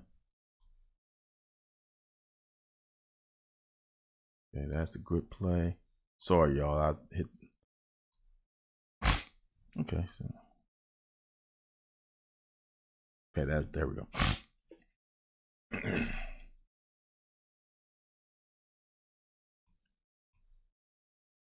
D-Jack can't run around this block. That's a no-no. Great thing about defense is it's the greatest. Football is the greatest team sport. He reacted. All right, that's good. Now backside quarterback pulls. This is good by JJ. You gotta turn him back. Well, no, not necessarily. He's not contained. He's got Jordan Love as contained. If that's the responsibility, he could have kept his inside leverage. He could have stayed inside. Oops. He could have stayed more inside and forced him out here to love it. But either or, he does a great job playing responsibility, making that quarterback run. And I like the way we run into the ball. Like the way we run into the ball. Who's that big? That's Big Silver. Put that weight on him. Make him feel you. We're in good shape right now. Y'all, look at the depth. I know y'all heard me say it before. Everybody complains about the 4 guys in passing game. That's not, these guys are more important in passing game than us because they are manning the 6 underneath zones. They're manning the 6 underneath zone.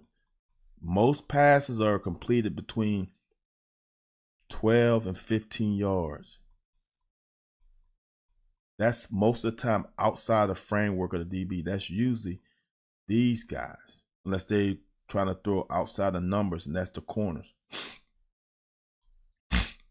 This is great. And this, look, I want you to understand this. This is great depth. First quarter. We're in perfect shape. Now, here's the deal. To play zone defense, these guys up front have to be disciplined at pass rush lanes. Quarterback cannot get outside the pocket. See that chop block by the fullback or by the running back on D-Jack? Now it allows the quarterback to escape. But we also should have another guy somewhere in there. So this is the play. Now watch Drew. On these plays, I want y'all to understand something. I'm teaching today. It's the last first half. Look, I want y'all to understand this. Is when a quarterback rolls, that means everybody who has a zone bump their zone over a zone. So, like I've said, so let's say we got flat, we got curl. Ooh, that's a horrible curl. Let me go. We got curl, we got hook, that's horrible. We got curl, that's horrible. We got flat. All right. So let's say how many times I say we got curl to flat, right? If you got curl to flat and he rolls out, you automatically go flat. The guy who has hook bumps to the curl. The guy who has this backside hook bumps to that hook. Okay. If he rolls out and there's no contain, the guy who has the hook can come out and pull up the quarterback. The reason why, because he's rolling to the right, it's highly unlikely for him to pass the ball back to the hook when you vacate. Because if you got a backside linebacker, he should be coming from his hook to that hook. He might be able to get to that curl. You know what I'm saying? Hook guy goes to curl. If there's no one to pull him up, he's got to come out. The flat guy busts the flat, and we should be fine because he's going to have to throw across his body to get to the curl or anywhere further. So that's why in defense, when a quarterback rolls, like in this situation, I don't know if that's Safari, he can come out of coverage. You can't come out of coverage. Reason why? Because the flat is still in play, because you can roll out that way and throw it here. I hope that makes sense. That's why the linebacker who is in a curl can come out of coverage, because it's a hard throw to throw it back to the curl. I hope that makes sense. So you can see Drew right here. He's like, oh, nope, I can't come up. And he goes back. And him going back helped Childress be able to make a play on the ball because the ball had to be elevated. He messed up, though, in essence. But because he recognized the error of his ways and tried to get back, see how he's stumbling back right here? The quarterback has to throw it over his hand. Look how close that is. And that little extra elevation gives Childress enough time to recover. Not recover, to break on the ball, because he wasn't recovering from anything. That's good shit right there.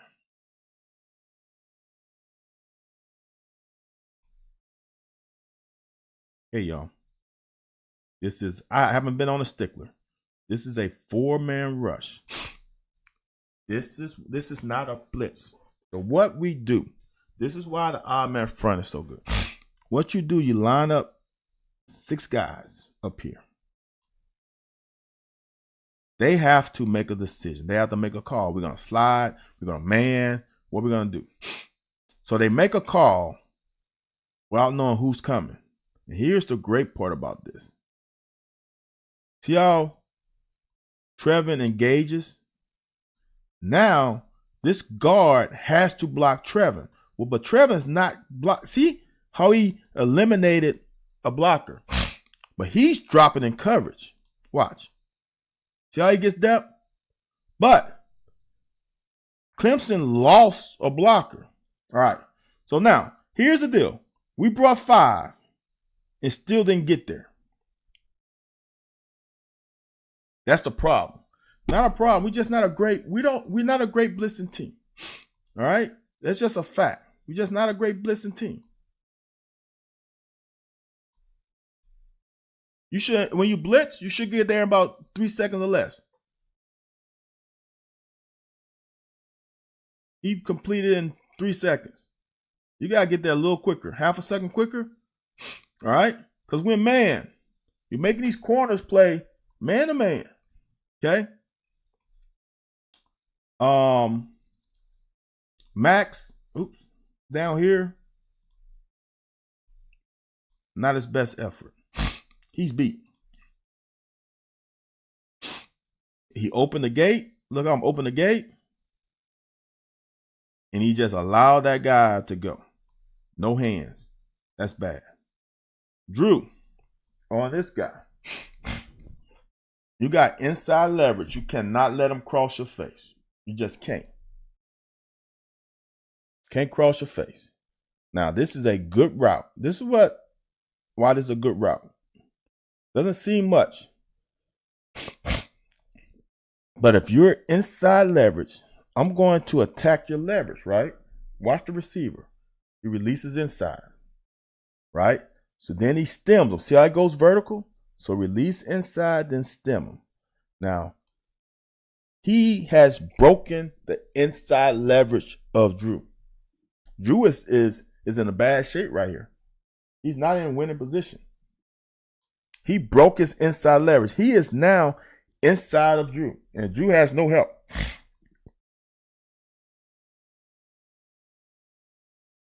Great reaction. Good job. I don't know what the hell that is. That's horrible. Now, I'm confused on this one. Why did Tay fall down? Like, what happened? I don't know if anybody was there live. What happened? Because on the radio, Gino said that it was thrown kind of outside the framework of his body. That ball is on his right shoulder. Here's the thing, though. That's what I want to say. Here's the thing. Check this shit out. Again, it's 38-35, right? We talked about the field goal, first series, missed the pass. All right. They bring in 4. This is 9. These are 5. And this is, so I'm going to circle. That's 5. That's 9. That's 11. Okay. When Tate catches this ball, all right, that's 4. That's 7, 8, right? 9. The other guy's over here. If Tay catches this ball standing up and doesn't fall, this is the long guy over there. Oh, did he, Steven? I didn't see it. I didn't pay attention. I was trying to fast forward, try to get these plays on.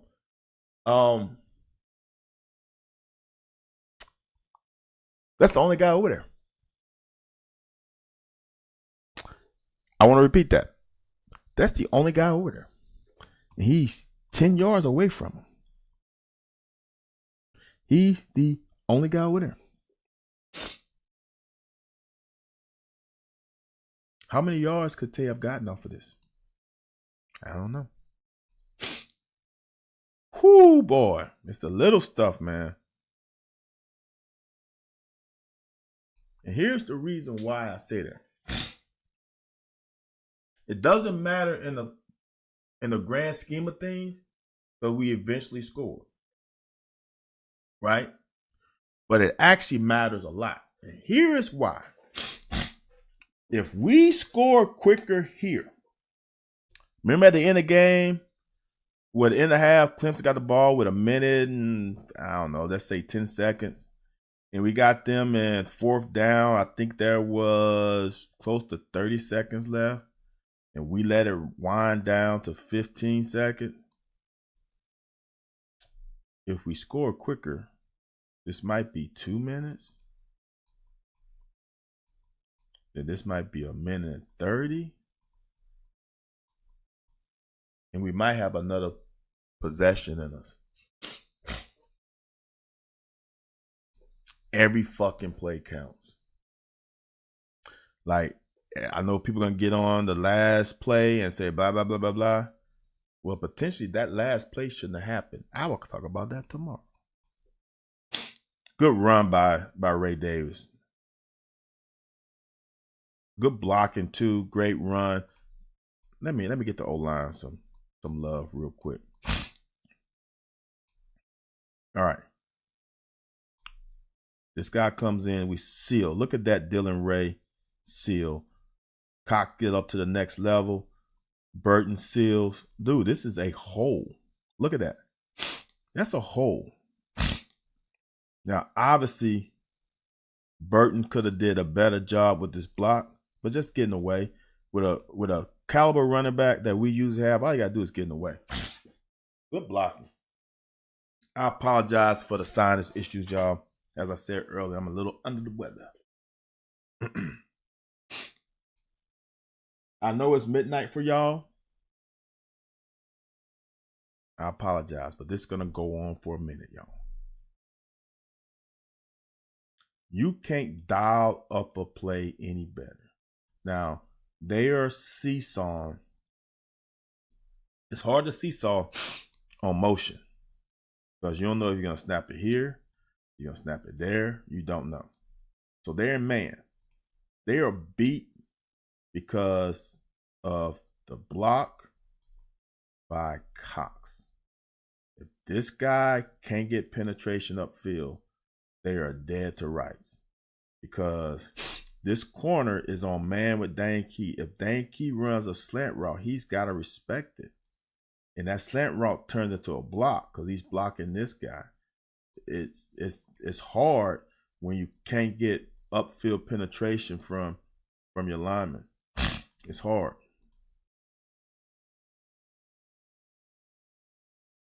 Great call by Liam.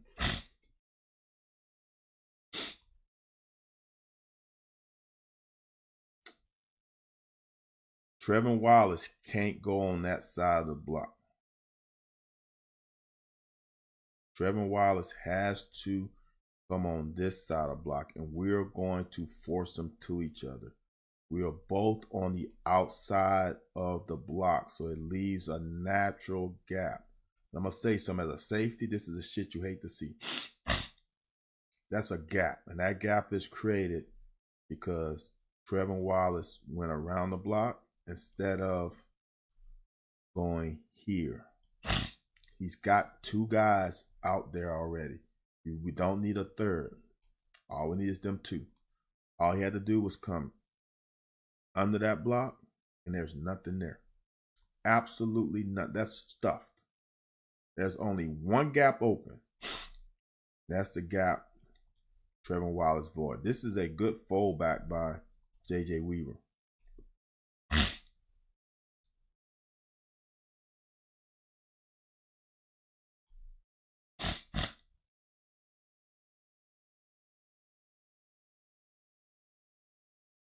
That's good shit right there.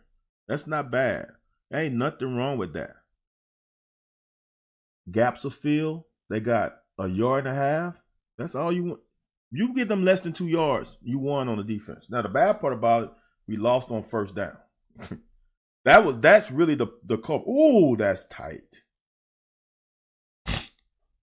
We lost on first down, so they got ahead of the chain. All right. And this is being nitpicky. I don't know, that's JJ. JJ could have squeezed down a little sooner.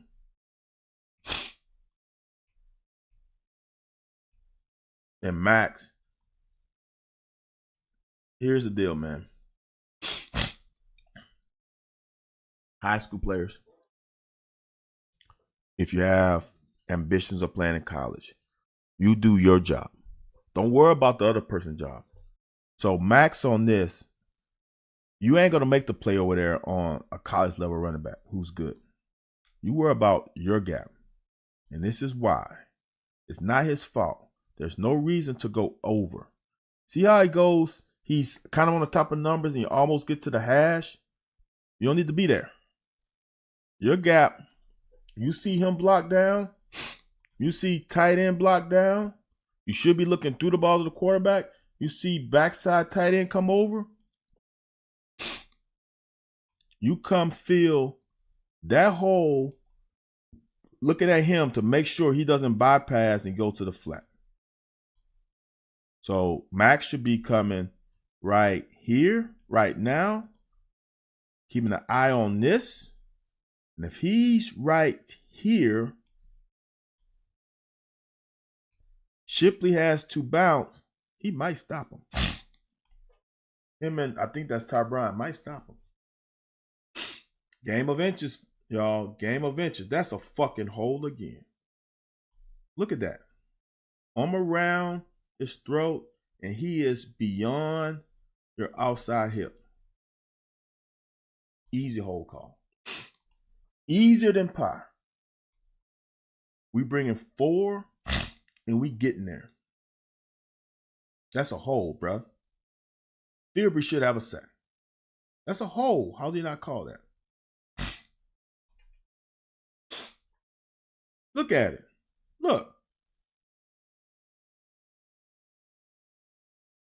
Come on, man. How is that not a hole? Anybody is anybody still living on the platform? Y'all kind of quiet today. I know it's late, but y'all kind of quiet. Where everybody at? I still see I got people watching. Y'all, hey, you don't have to talk, but you can type.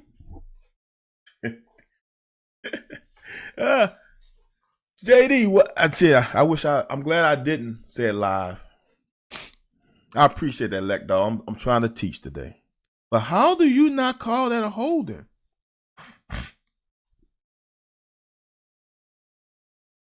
Ooh, okay, Ron. I understand. See, but JD, the thing about it though, and that is true, but when it's blatant, you gotta call it. If that's the case, they shouldn't have called the hold on us. Or the face mask on Dingle.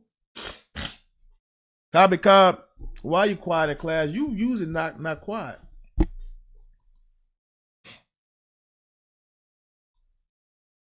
Man, I'm telling y'all, man. It's unfortunate this game ended the way it ended, but this defense, bruh, played their ass off. Who is Big 94? I'm horrible with numbers. He disrupted this play by, here's the deal. When you got a GT and the defensive lineman is able to plug the G, the T's got no chance. Look, boom, where the tackle going? The play is dead. The play is dead. And it's a good reaction by Childress and everybody else, Afari. Dude, that is fucking done. We've been getting held as have other teams all season, yeah. I don't know. But I'm going to say this. There is something when there's an inline hole compared to an exterior offensive tackle holding a rusher. The interior hole isn't as detrimental to defense as more as the exterior hole. Cobby, hold the hell up. So that is true. Tavian Gasson. Thank you, Steven. Tavian Gasson made the play there. So now I did hear something about on X. You'll be able to comment. Excuse me. That's awesome to see. I see you got an X by your comment, Cobby. That's awesome, man. It's awesome to know that Twitter has stepped up to it. All right, y'all. This is why coaches don't blitz corners. Now, I want y'all to understand this. This is not a blitz. This is a zone pressure. We are only bringing 4. Watch the linebackers drop in coverage. We are still playing zone underneath, but this is what you do. Okay, so you put this guy in stress, and the way you do it is you rush outside, then bring him in. He's got to respect it, and you bring him right around unblocked. Watch the technique. Boom, spin move by Fibry. Now there's nobody there. Now, as a corner, at this moment, you got to come under control because you don't want him to break the pocket. And you want the sack. See how Mac's strides are still the same? He has not shortened his stride at all. They are still long strides. Right about that 32-yard line, he needs to start shortening his strides so he can react to that. That's an easy sack for Max, and he missed it. He blew it.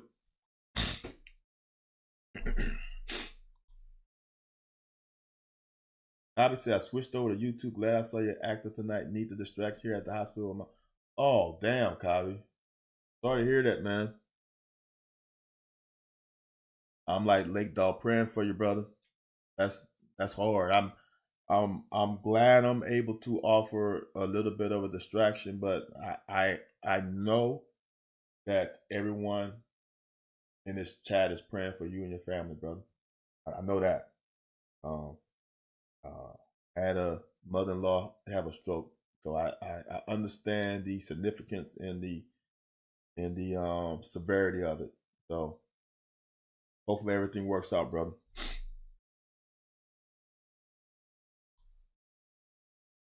Whew. That Wood-ass guy, but that is a name, Wood-ass. Boy, that boy could play a little bit. And when you're wearing number 17, you got a lot to live up to.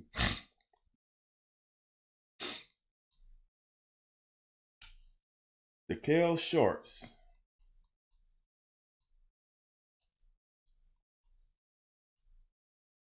I'm looking at you, brother. I can't draw eyes. I'm looking at you. I'm interested to see how you help these receivers. A lot of people have said, and I'm on the boards, y'all. I'm on all the boards. I'm on the boards. I'm on the KSR board. I'm on the Cast Illustrated board. I am a secret follower, or whatever you call it. I hear stuff, I read stuff. I read some stuff. Somebody said Van said the receivers, blah, blah, blah. And somebody said, well, it's obvious that's the case. It doesn't take his eyes to understand that. Oh, yeah, it does. And here is why. I'm coming in 2024. I'm coming hard. I was the first motherfucker who said it, though. I didn't just say it 2 weeks ago. I didn't say it 3 weeks ago. I didn't say it 6 weeks ago. I was the first guy. Oh, Brian, I don't play games. I stay private. I just Well, I don't know. What is that called? Trolling? Where you just look and see? I don't know what that's called. Someone give me the terminology. I just scroll and I don't read all of them because there's too much, but I see the stuff. So, like I said, someone said, that's obvious. No. I was the first one. You can go back to last year, and I had concerns with the way we ran routes. Lurking. Thank y'all. I was lurking. I've had problems with the way we ran routes. I said last year that I wasn't comfortable with Woodward being a coach because I'm not sure. Voyeur, like, oh, that's funny. I said it way before anyone else. So yes, it's obvious now when I've been fucking saying it for forever. Thanks, JD. I appreciate it. If JD says true, it's just fucking true. So I'm the first. I'm the first on it. And that's a great thing. Look, I tell people this. I tell my kids. I tell people this all the time. When you're the first, no one can ever take it away from you. Because you was the first to break the record. You was the first to do. So you always the first. When someone breaks your record, that record will be broken again. It will be broken again. So people forget the middle people. They remember the first and they remember the current. If you're not the first or the current, you are lost. So I was the first. And clearly the first. I was the first one that said Woodward ain't doing. They are not learning the position from Woodward. I hate to see the guy go because I hate to see a person lose their job. Because honestly, it ain't his fault. Because he was never supposed to be a receiver coach. We had receiver coaches who fucking couldn't do right. We had Michael Smith was the receiver coach that you dream of at this university, and he couldn't do right. Then Boot Knight couldn't do right himself. So Woodward got thrust into the position where he shouldn't have been. So unfortunately, he got thrown to the lions and he got devoured. Because I don't think he's a bad coach. I just don't think he's the right coach for the receiver. And unfortunately, he had to pay the price, which is not his fault. You blame that on Michael Smith and Boot Knight. Bo Knight, however he says his last name. Those are the guys who forced him to do something that he wasn't equipped to do. All right, let's keep going.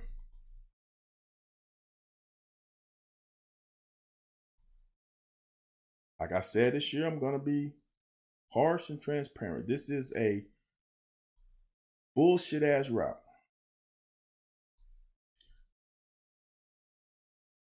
I'm surprised dude from Miami didn't pan out several years ago. You talking about Lamar Thomas? I don't know Lamar. I love Lamar. When I was a kid in college and he was at UM, he was that dude. I'm going to tell you something. Great players don't equate to great coaches. And I don't know how good of a coach he was. I can't speak on it. We also ran a different scheme. We was running the ball more. So he didn't have a chance to really show his skills anyway because we was fucking running the ball 40 times a game. Okay, man. Back in the lab. And I did, if you watch, you want to go back to my timeline. Y'all, if you're on Twitter at vstyle17, if you're not already following me, what's the guy's name? Damn it, the receiver. Can't think of his name right now. It lost my train of thought. I did him on running routes. Baldwin running routes. And how he attacks the leverage of the corner. Right now, if I'm running, like, the great thing about it is that it showed when the DB has outside leverage and I'm trying to run an out route, Baldwin still attacked his leverage and still ran an out route. That makes no sense to the layman, because why would I run out when I gotta run an out route? Because you gotta make the cornerback uncomfortable and press man. And any kind of man, if he's playing off, you still gotta press his leverage. So right now, it looks like this guy is head up, maybe a little inside. Okay? What you don't do is run away from him where he can just cut you off. There's no stress on that corner. You didn't get him on his heels. He's comfortable. You just ran away from him. Now he can just catch up with you. Now he got hands on you. Drop hips. He drops hips. That's good cornerback work if you're gonna make the job easier for him. You gotta attack his leverage. It's just like when Tay Robinson early in the game, guy was outside, attacked his outside leverage, stemmed him and came in. You can't just take 1-2 steps and then try to run away from him. You can't. You got to make him respect your release. LT half-ass recruiting. Yes, Farmer. Willie was a quarterback and a quarterback coach. They elevated him to receiver coach because I'm sure that's who Liam trusted too. So we run a blitz. They really run a zone blitz. They only bring 4, I think. No, they bring 5. And we just peed down our leg. We didn't give him no time, because I really like Dingle for the first down if he has time. Look, Dingle's open. All you got to do is layer it above that linebacker, because you know why? Because he's playing man. There's nobody else. This is the nearest defender. These are the nearest 2 defenders. And Dingle is running right there. If we can give Devin Leary just a hair of time, that's a first down. Look at it. See that? See Dingle run away from number 1? You can just get it to him. But we got to block this so much better. We got to block this so much better.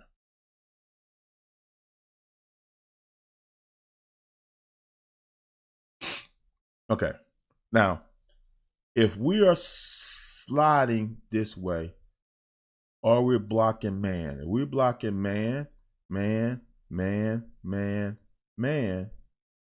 all right, you got to get Woodass. I just like saying his name. You got to get the nearest threat. Fuck number 9. You got to get Woodass. You got to get the closest one. The quarterback is responsible for the other one. But you let the first one through, and now he's there quicker.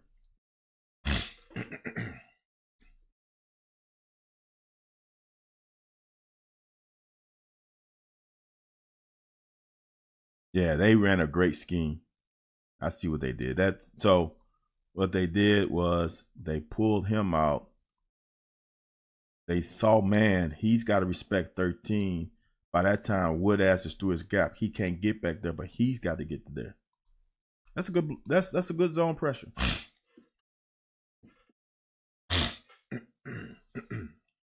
You got to tip your cap to them. Sometimes they're going to win some too.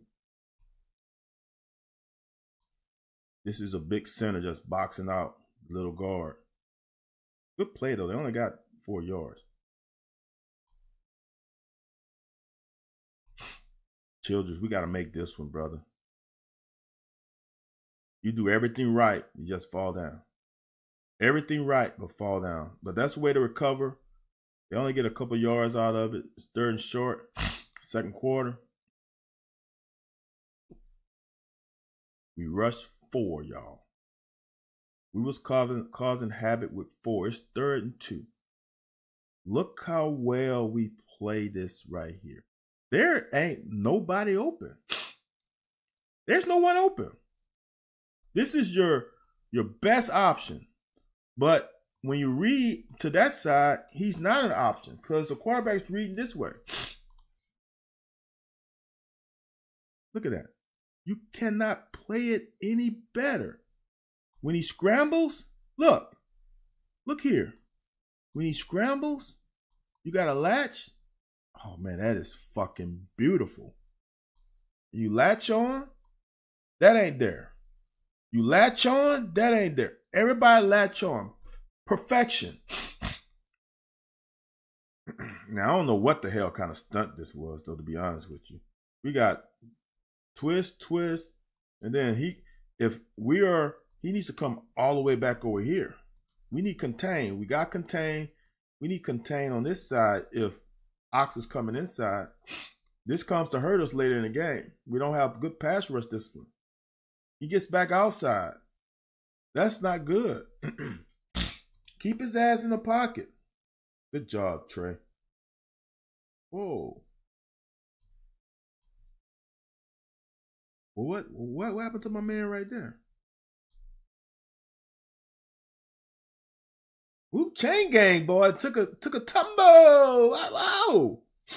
Whoa. Look at chain gang. Woo, he saw them big boys coming. He ain't want none of that smoke. Whoa. Yeah, man, Brian. I talked about that earlier. Deion Walker playing 70+ snaps is redunculous. I haven't heard of that ever for a defensive lineman to play that many snaps.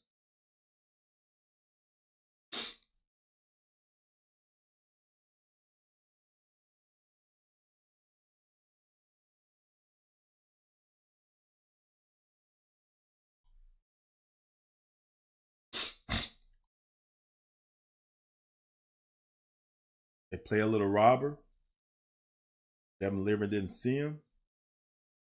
If this guy doesn't make that, it's a catch. It's a first down. But we go 3 and out. If you watch it, see, oop, shit.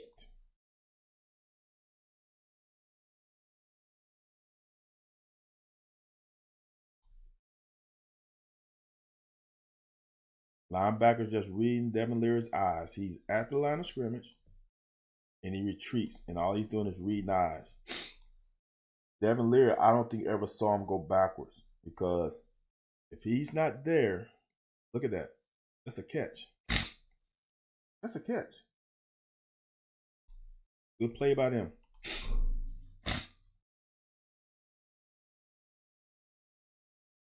Woo-wee. Out the gate, we got washed. We got washed all the way across the line of scrimmage.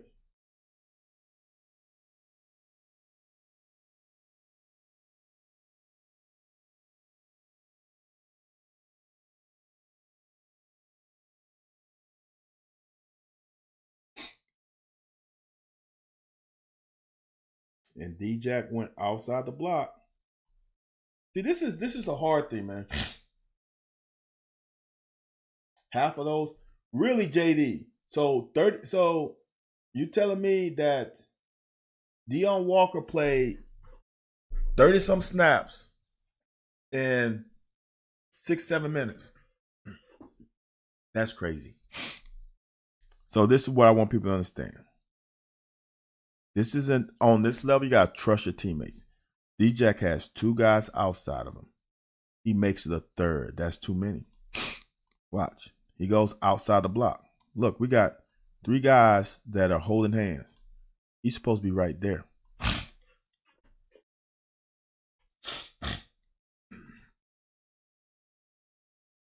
Yee. Too much.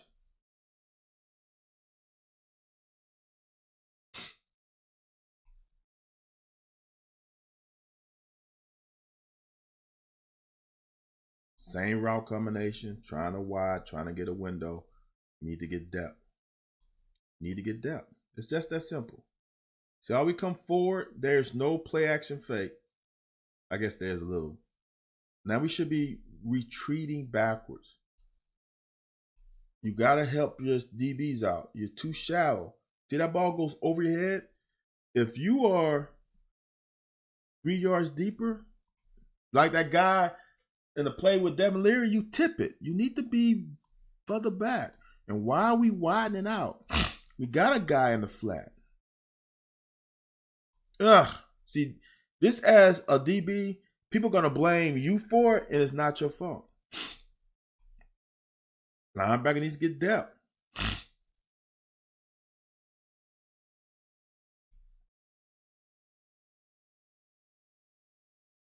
Okay. Afari can't get caught inside, and that thing can't bounce outside of him. With everybody running, that's great. JD said, I'm guessing I would bet around 30 in the fourth quarter. Okay, that's crazy. I guess you can't come off the game if you got that many. You can't come off. He's your best player. All right. Same thing here. All right. If he goes out of the tackle box, Rayner can pull him up. You got to get depth. Force them to complete the ball at the line of scrimmage. We come up and rally. He should be able to retreat. Simple football. But you are at the 5 yard, you're 5 yards from the line of scrimmage on a guy that's at the line of scrimmage. Rayner is at least at the 21. Why can't you be at the 21 or 20? If Afari's at the 20, this pass is not possible. Look at that. Look at that. If Afari is at the 20, he can't throw that pass.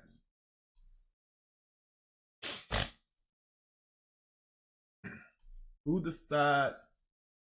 They probably didn't run that many, though, with the short field. Yeah, you're right. Who decides substitution pattern? OC, position coach. Lake Dog is usually the position coach when I played. I don't know about on offense. That was on defense. Coach Smith decided when, and I guess Coach Archer could veto, but the position coach usually. That's on players, y'all. That's not on the scheme. The scheme is simple. The scheme is simple. Coach Archer used to tell us, make the offense snap the ball 12 times. If you do, you're going to win. We don't want to get to 12, but don't let them snap it 4 times and score. Make them snap the ball. Eventually, on the journey from 1 to 12, now obviously not with these refs, one of these fat boys is going to make a mistake. They're going to hold. They're going to jump off sides. They're going to do something to get them behind the chains. When they get behind the chains is when you pounce. Now, obviously, we didn't do a good job of that because we had many third and longs and we couldn't get off the field. But this is not the scheme. This scheme is based off of forcing you to complete the ball under 5 yards from the line of scrimmage. That's what zone defenses want. And we're going to rally and tattoo your ass where you're not going to want to catch the ball later. But being 5 yards from the line of scrimmage is a no-no. Linebackers line up 5 yards from the line of scrimmage. Look at where you're at. So basically, you didn't move. You stayed exactly, just went lateral. You got to get depth. Force this throw. If you force this throw, you tackle him right here, you literally see another down. Unfortunate. That big Maffa, bro, was a dude. In short yardage, he was a dude. Now, I'm surprised on this one. And it's not the right thing to do, but I'm surprised Ray didn't hit that edge.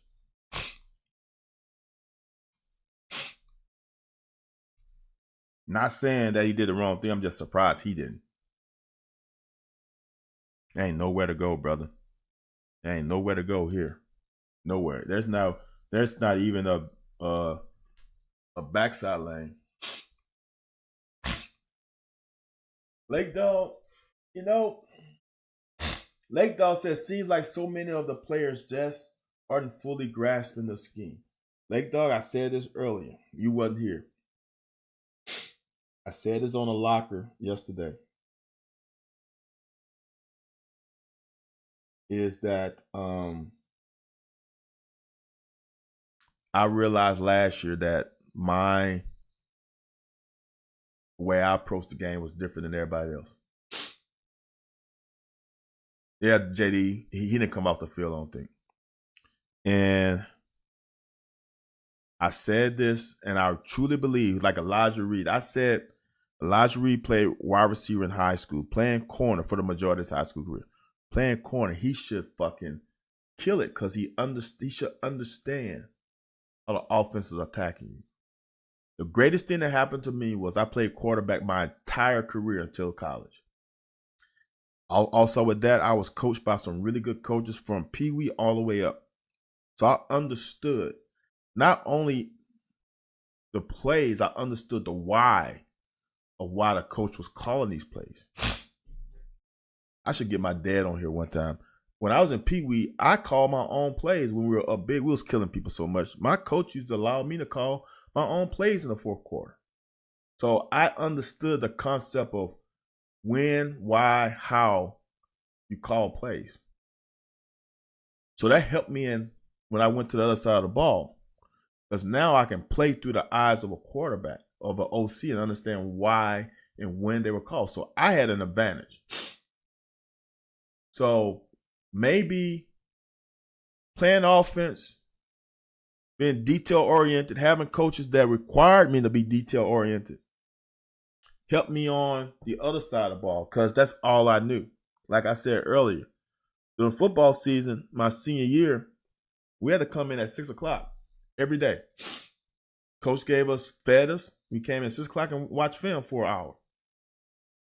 That helped me because now I could grasp why you watch film and actually how to watch film.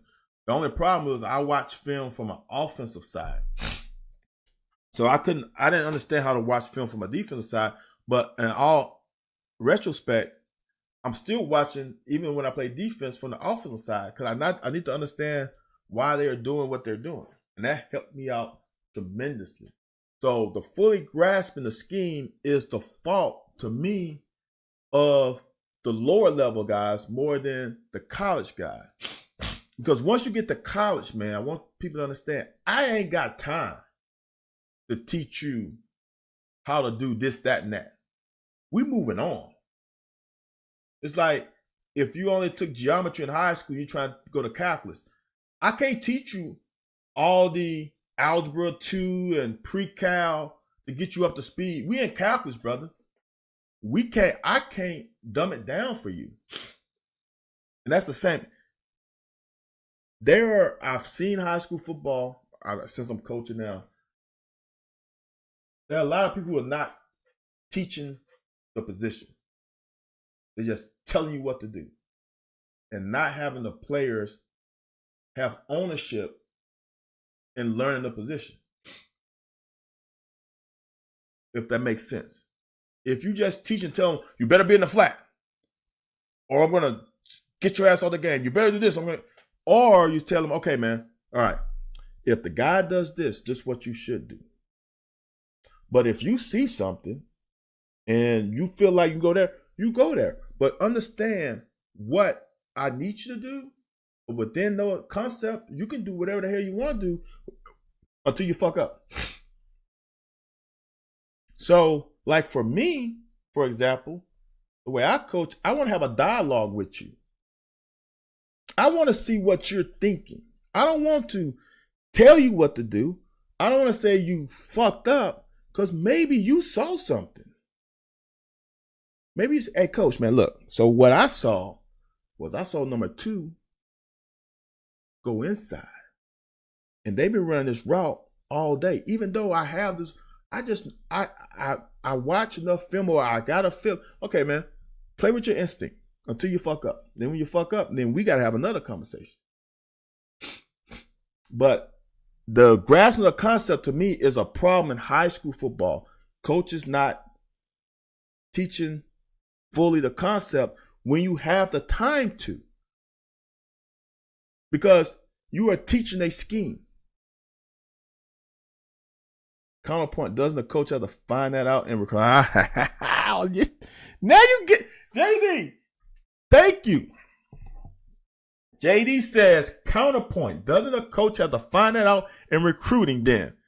Ding, ding, ding, ding, ding.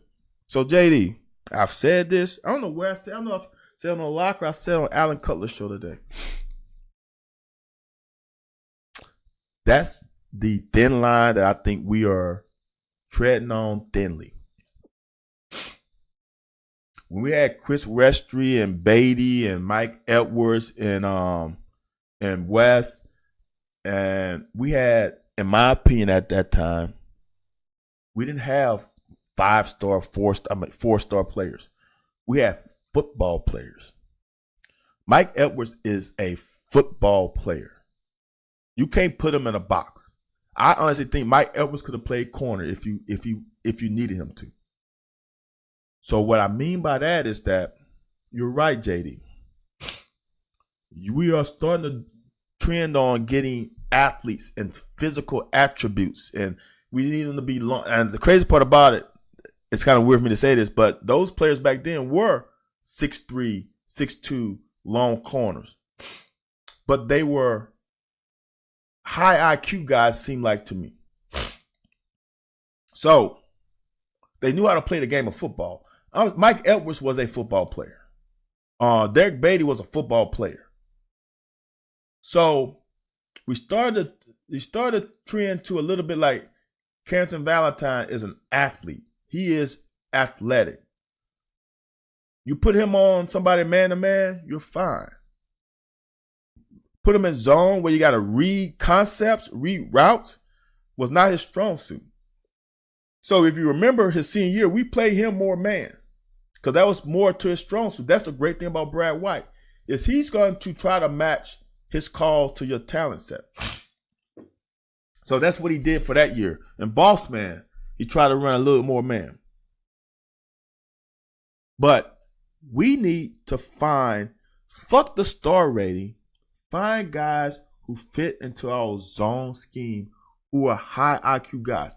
I would rather a guy to run a 4.5, even a 4.6, who's a high IQ guy who is very football intelligent, that when he plays a game, he looks like he's running a 4.3 because he's anticipating and he's reading stuff. The front hand come off the ball, he's coming downhill. He's not waiting. So it's a thin line. And I think we are teetering on that. Edwards is, I've never talked to Edwards. You have talked to him, JD. I see how he plays on game day. It's obvious he understands how the offense is trying to attack him, what he can't do. See, that's what I said earlier. It's not about what you can do as a corner, for example. It's what you can't do. If I'm in man, he can't get inside of me. If I'm in zone outside, he can't get outside of me. If I play inside those framework, I'm fine. It's what you can't do. In cover 3, I can't let him get on top of me because I'm supposed to be deep as the deepest. Once you know what you can't do and what, then you can teeter down to, okay, well, I got some, if he does this, I got some freedom right now. There's can'ts. If I'm playing inside man, here's the deal. Plain and simple. If I'm playing inside man, I'm giving the quarterback every out route. Every one. I can't stop the out route. I can't stop the comeback. I can kind of stop because you're not running back. You're just coming down the stem out, really.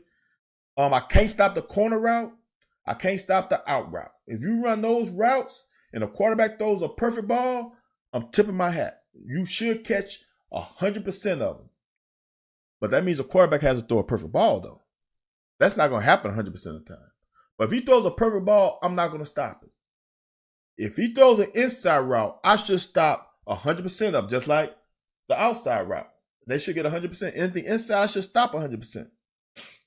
As a corner, I'm not worried about the outside route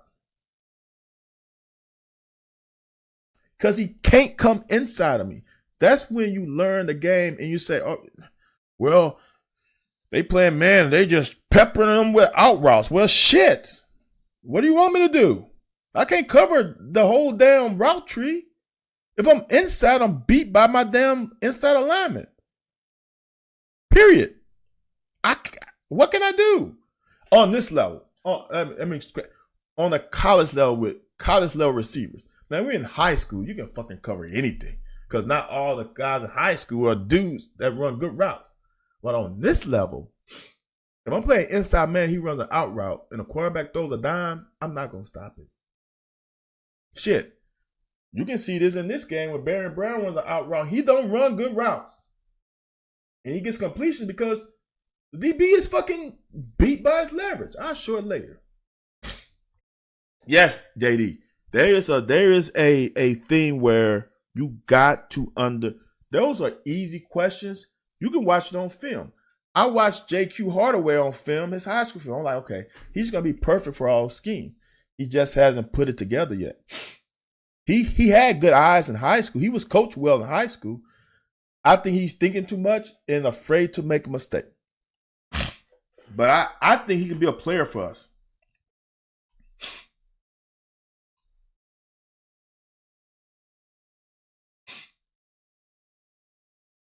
Here it is. Point.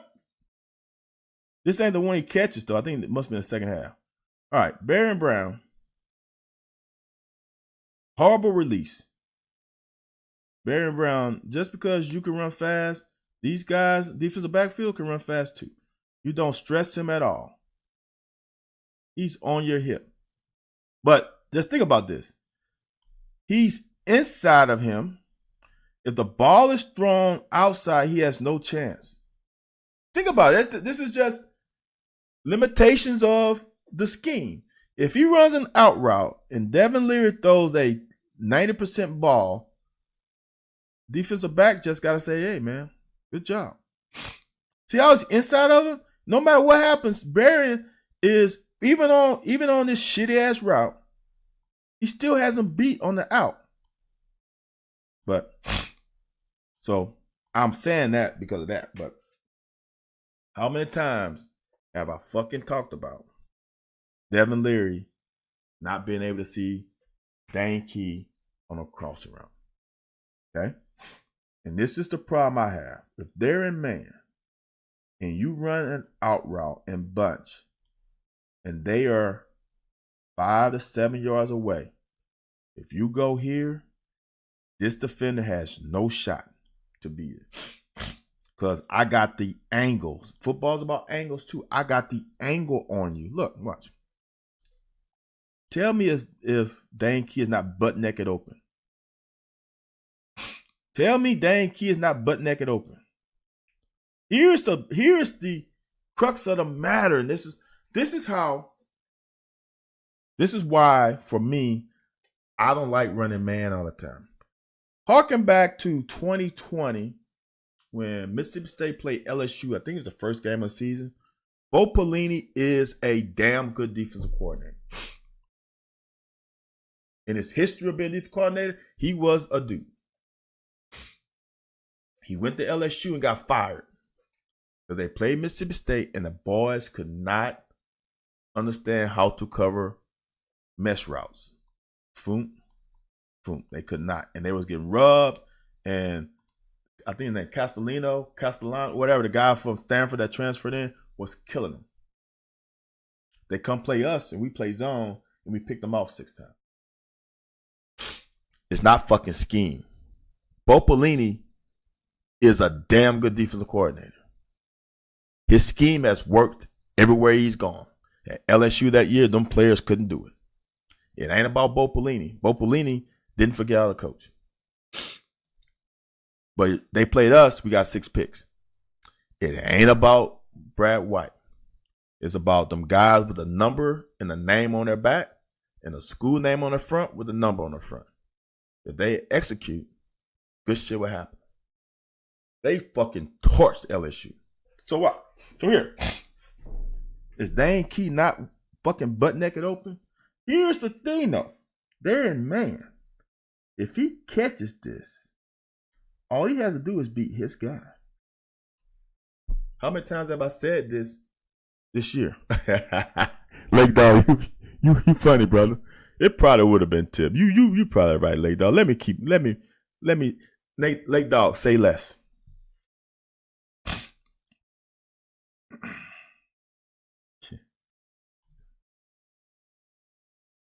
Good shit. This is good. Now, this is for me as a DB, I'm pissed because I have to right to my position. I have the right to my area. If you just run over me, that's offensive PI. If I'm being honest, you just ran over me. That's offensive PI. Because this is how I played as a corner. Now, obviously, I wasn't as light in the ass as this guy, but this is legal. This guy played this how I would coach and how I like to play. Okay? I'm gonna sit, I'm gonna jam you, because the ball's not in the air. I can jam you, but you just can't push off of me though. You can't run me over. That's offensive PI. But I'll take it. But that's bullshit. Just being honest. From a DB standpoint, that's bullshit. From a Kentucky standpoint, I love it.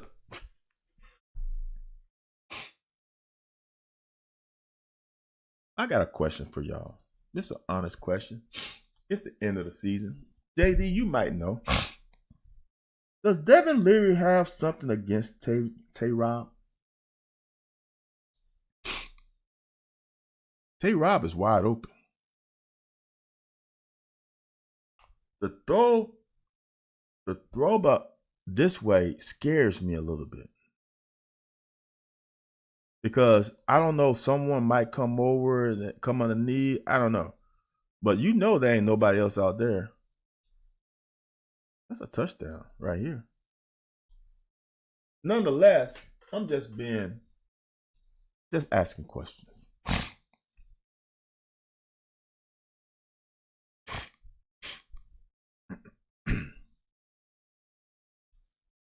Watch this.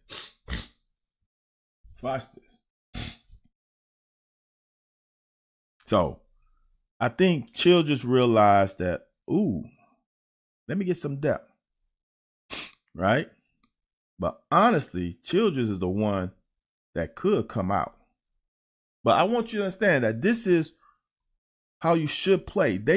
He got depth, eliminated that. They tried to widen the window, and we played to perfection. We made them run. All right? But here's the other problem. If you have contained as a defensive lineman, you can't let them get outside of you. And definitely not this easy. We all got to work together. Eesh. Good hit. Okay. If you're going to go under, you got to get there, Trevin. You got to get there, Trevin. You got to get there, brother. Your other linebackers counting on you to be there. Ooh, this is nice. Yeah. Ooh. So here's the thing. And this is why it works, right? These two linebackers work together. D-Jack is able to make this tackle because Trevin doesn't come under the block. He seals off the cutback. He's got to come this way. He's forcing them to D-Jack. Boom. And D-Jack doesn't disappoint. See that? See how Trevin comes? He can't cut back. And yow! That's good shit, man. That's where you play defense.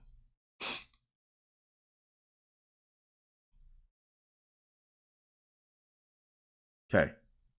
This is the advantage of running odd man front time. This is Weaver. He's a jack. This kind of the Josh Allen role. This is still odd man front with a linebacker with a jack with his hands down. All right. Watch who we bring. So they think these are your four. We're a 4-3. They know who's coming. But we're not a 4-3, we're a 3-4. We got an outside linebacker got outside linebacker. All right. These are 3 down linemen. So this guy could drop, this guy could drop, or this guy can come. So they don't know who's coming. So we bring 4 and drop Dion. Okay. Because of that, now they have double teamed Silver because he saw Dion. Now he's got freed up. But now him and him are singled up. They 1-on-1. All right. Here's the other benefit. He goes inside. So he's got leverage on this guard on his outside shoulder because he's expecting help here, right? So now they can squeeze him and they can double team. But when he comes, the tackle has to vacate. Watch. See that? That outside? Because he had that pinch on him. Now he doesn't. Now I got the advantage. That's why not knowing where they come, so beneficial. See, watch. Watch it.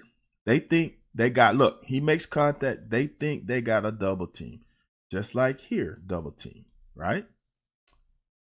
Once he vacates, because he's got a rusher, is that Saunders? Now Saunders has an advantage. Simple defense. See now how he's got that advantage here? Because this offensive lineman is set inside because he originally had outside help. That's good football, y'all. Pressure up the middle, ball game. Okay. Now we show a 3-man front. Now everybody's standing up except that's probably Dion. Now we drop him, rush him. Now we got 4-on-3. Watch. We got 4. These 2 guys ain't blocking a soul. We got center, guard, and tackle trying to block 4 people. Somebody's coming free if the running back doesn't stay in. Think about it. So if Mr. Cutler's watching, you said something about Dion not rushing. He didn't rush on this one either. I think this might have been a game plan because they like to run screen routes. Ding. Gotta make that tackle, Dion. That was 3rd and forever. Woo, we working on 3 hours tonight, players. I apologize. I know this is long, man. I know. I understand. I get it. This is the last time we are going to meet until 2020. Well, this is 2024. To the 2024 season. All right. What I said earlier. I'm just sorry, y'all. Y'all know I've been saying this for forever. This is not a good route by Barbarian. Not in any sense of the imagination. Any. But if the DB is playing inside, a good throw on a bad route is going to beat you every time. If you throw a perfect ball, that's the perfect ball. DB was all up in his grill. Look, DB is less than a yard away. Look at that. But when he throws, look how, if that ball is thrown behind him, it's not completed. And not behind like way here, just on his hip, on his shoulder. It's not completed. This ball is thrown the only place. Look at that. The only place. That's a perfect ball. So as a DB, if they run an out route, I've got no chance if he throws it like that. That's life. That's life. I'm going to give that up. I'm going to give that up 100% of the time. I just got to play it better. And he stressed the DB out a little bit. He gave him a little inside stick right there a little bit. That made, see how his shoulders come up right there? But that's not total level stress. That is a little bit. Watch the Doug Baldwin thing I broke down this week. But that pass beats defense every time.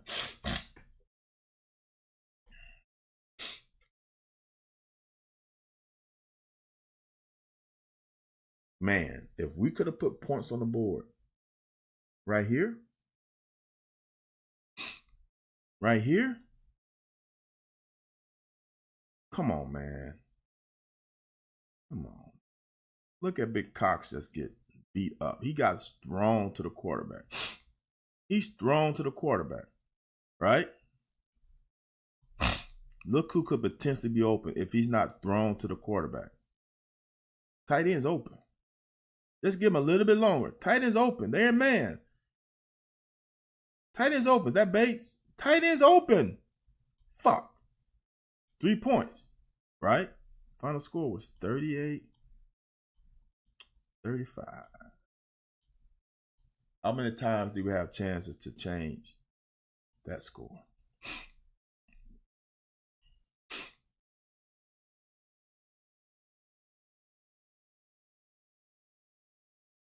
Now, remember, there's like a minute something on the clock. If things happen better earlier, that might be 2 minutes on the clock. Makes a difference, y'all. Every play counts, not just the last play you see. Every play counts. Every play matters.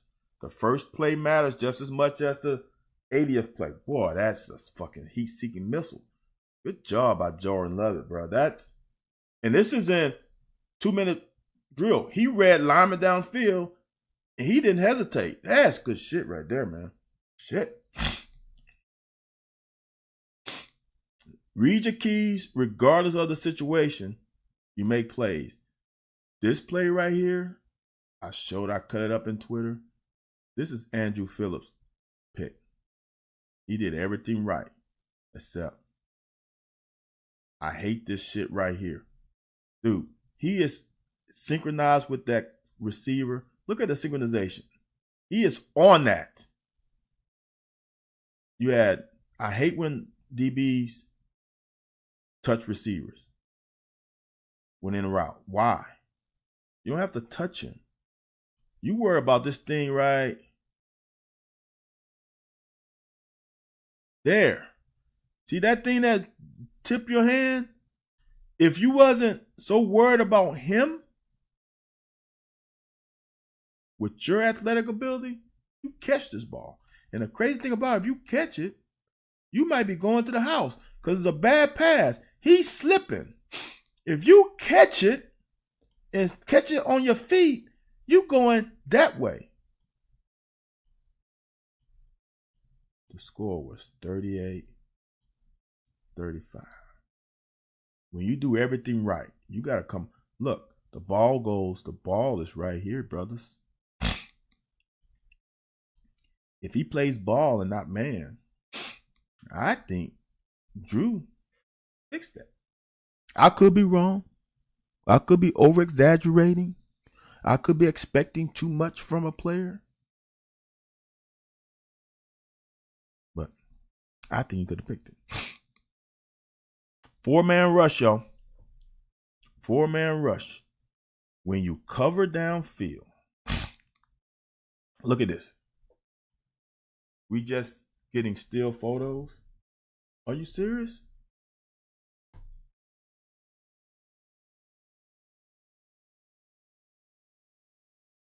Oh, that's interesting.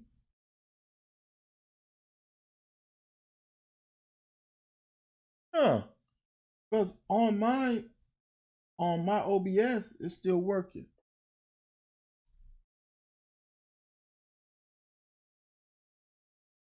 Oh, it does. I got a message encoding overloader. Considering turning down video setting and using a faster encoding preset. You know what happened, y'all?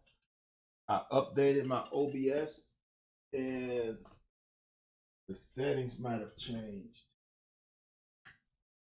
How long has that been happening? Let me hardwire and see if. How long has that been happening, y'all? That's been like just the last minute. Let me see what I can do real quick, and hopefully it'll be ready for tomorrow. Video. Oh.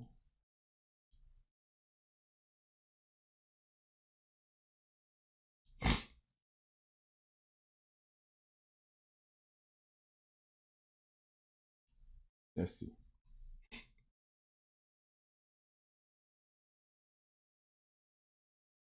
Are you still in trouble? You still seeing a still shot?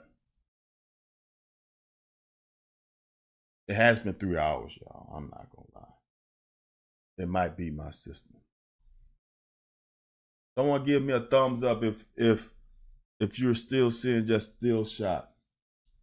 Um,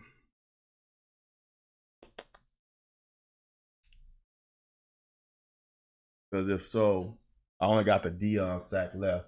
We can get up out of here. Are we good? Are we still? Let me go on.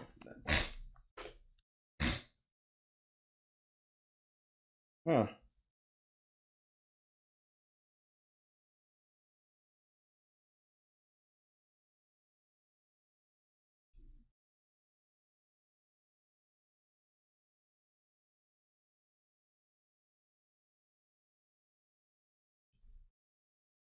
Yeah, it might. Huh. So I think it's still showing the the sack with Dion. If you see the four guys rushing, oh, 15 minutes. Oh shit, y'all. I apologize, man. I don't know if it might be. It seems like I lost my encoding issue. So it's still bad at this point because I had a message at the bottom I see on the OBS, but now it's gone. Most of the second quarter. Damn. I apologize, y'all, for that. I don't know. I'm not an IT guy. All right. So I'm gonna call a night. Dion got the sack at the end on a 4-man rush. Um, we don't need to bring 5. If you see the picture, watch the last play, defensive play. There's no linebacker in the frame. The linebackers are at minimum 10 yards down the field. So, unfortunately, at the end of the game, we had different people in the game, and they didn't execute their assignments like they did just now with 4 men rushing. I'm just gonna say I'm gonna end this because it seemed like this just a choppy. You can hear my voice. Here's the thing: when you play man as a corner, your corners better be dogs because when you got to chase receivers the entire game, and them down receivers are interchangeable, and they check themselves out and bring a new fresh receiver in, it gets tough. So that's all I got, y'all. Hey, I apologize for the late double. Hey, I don't know, man. I'm on OBS. This is normally doesn't do that, but I did have a thing said overloading encoder deal, but it's gone now. So I don't know if it's better now. But let me play this real quick because I know y'all a few seconds are behind me. At the end of the thing, tell me if it's playing better at the end. If it is, we'll work with it tomorrow. But as always, I appreciate y'all tuning in. Like it, share it, do all that good shit. And I will see y'all tomorrow. Same time, same station. Hopefully on a replay it clears it up or something. I'll check it out. And if you missed it, the second quarter was bad, maybe watching it later will clear it up. I'm not so sure. But hopefully y'all got the gist of it. And we got one more day of these. And then it's on to the 2024 season. All right, y'all. Appreciate you. And like I said, I will see y'all tomorrow. Same time, same station.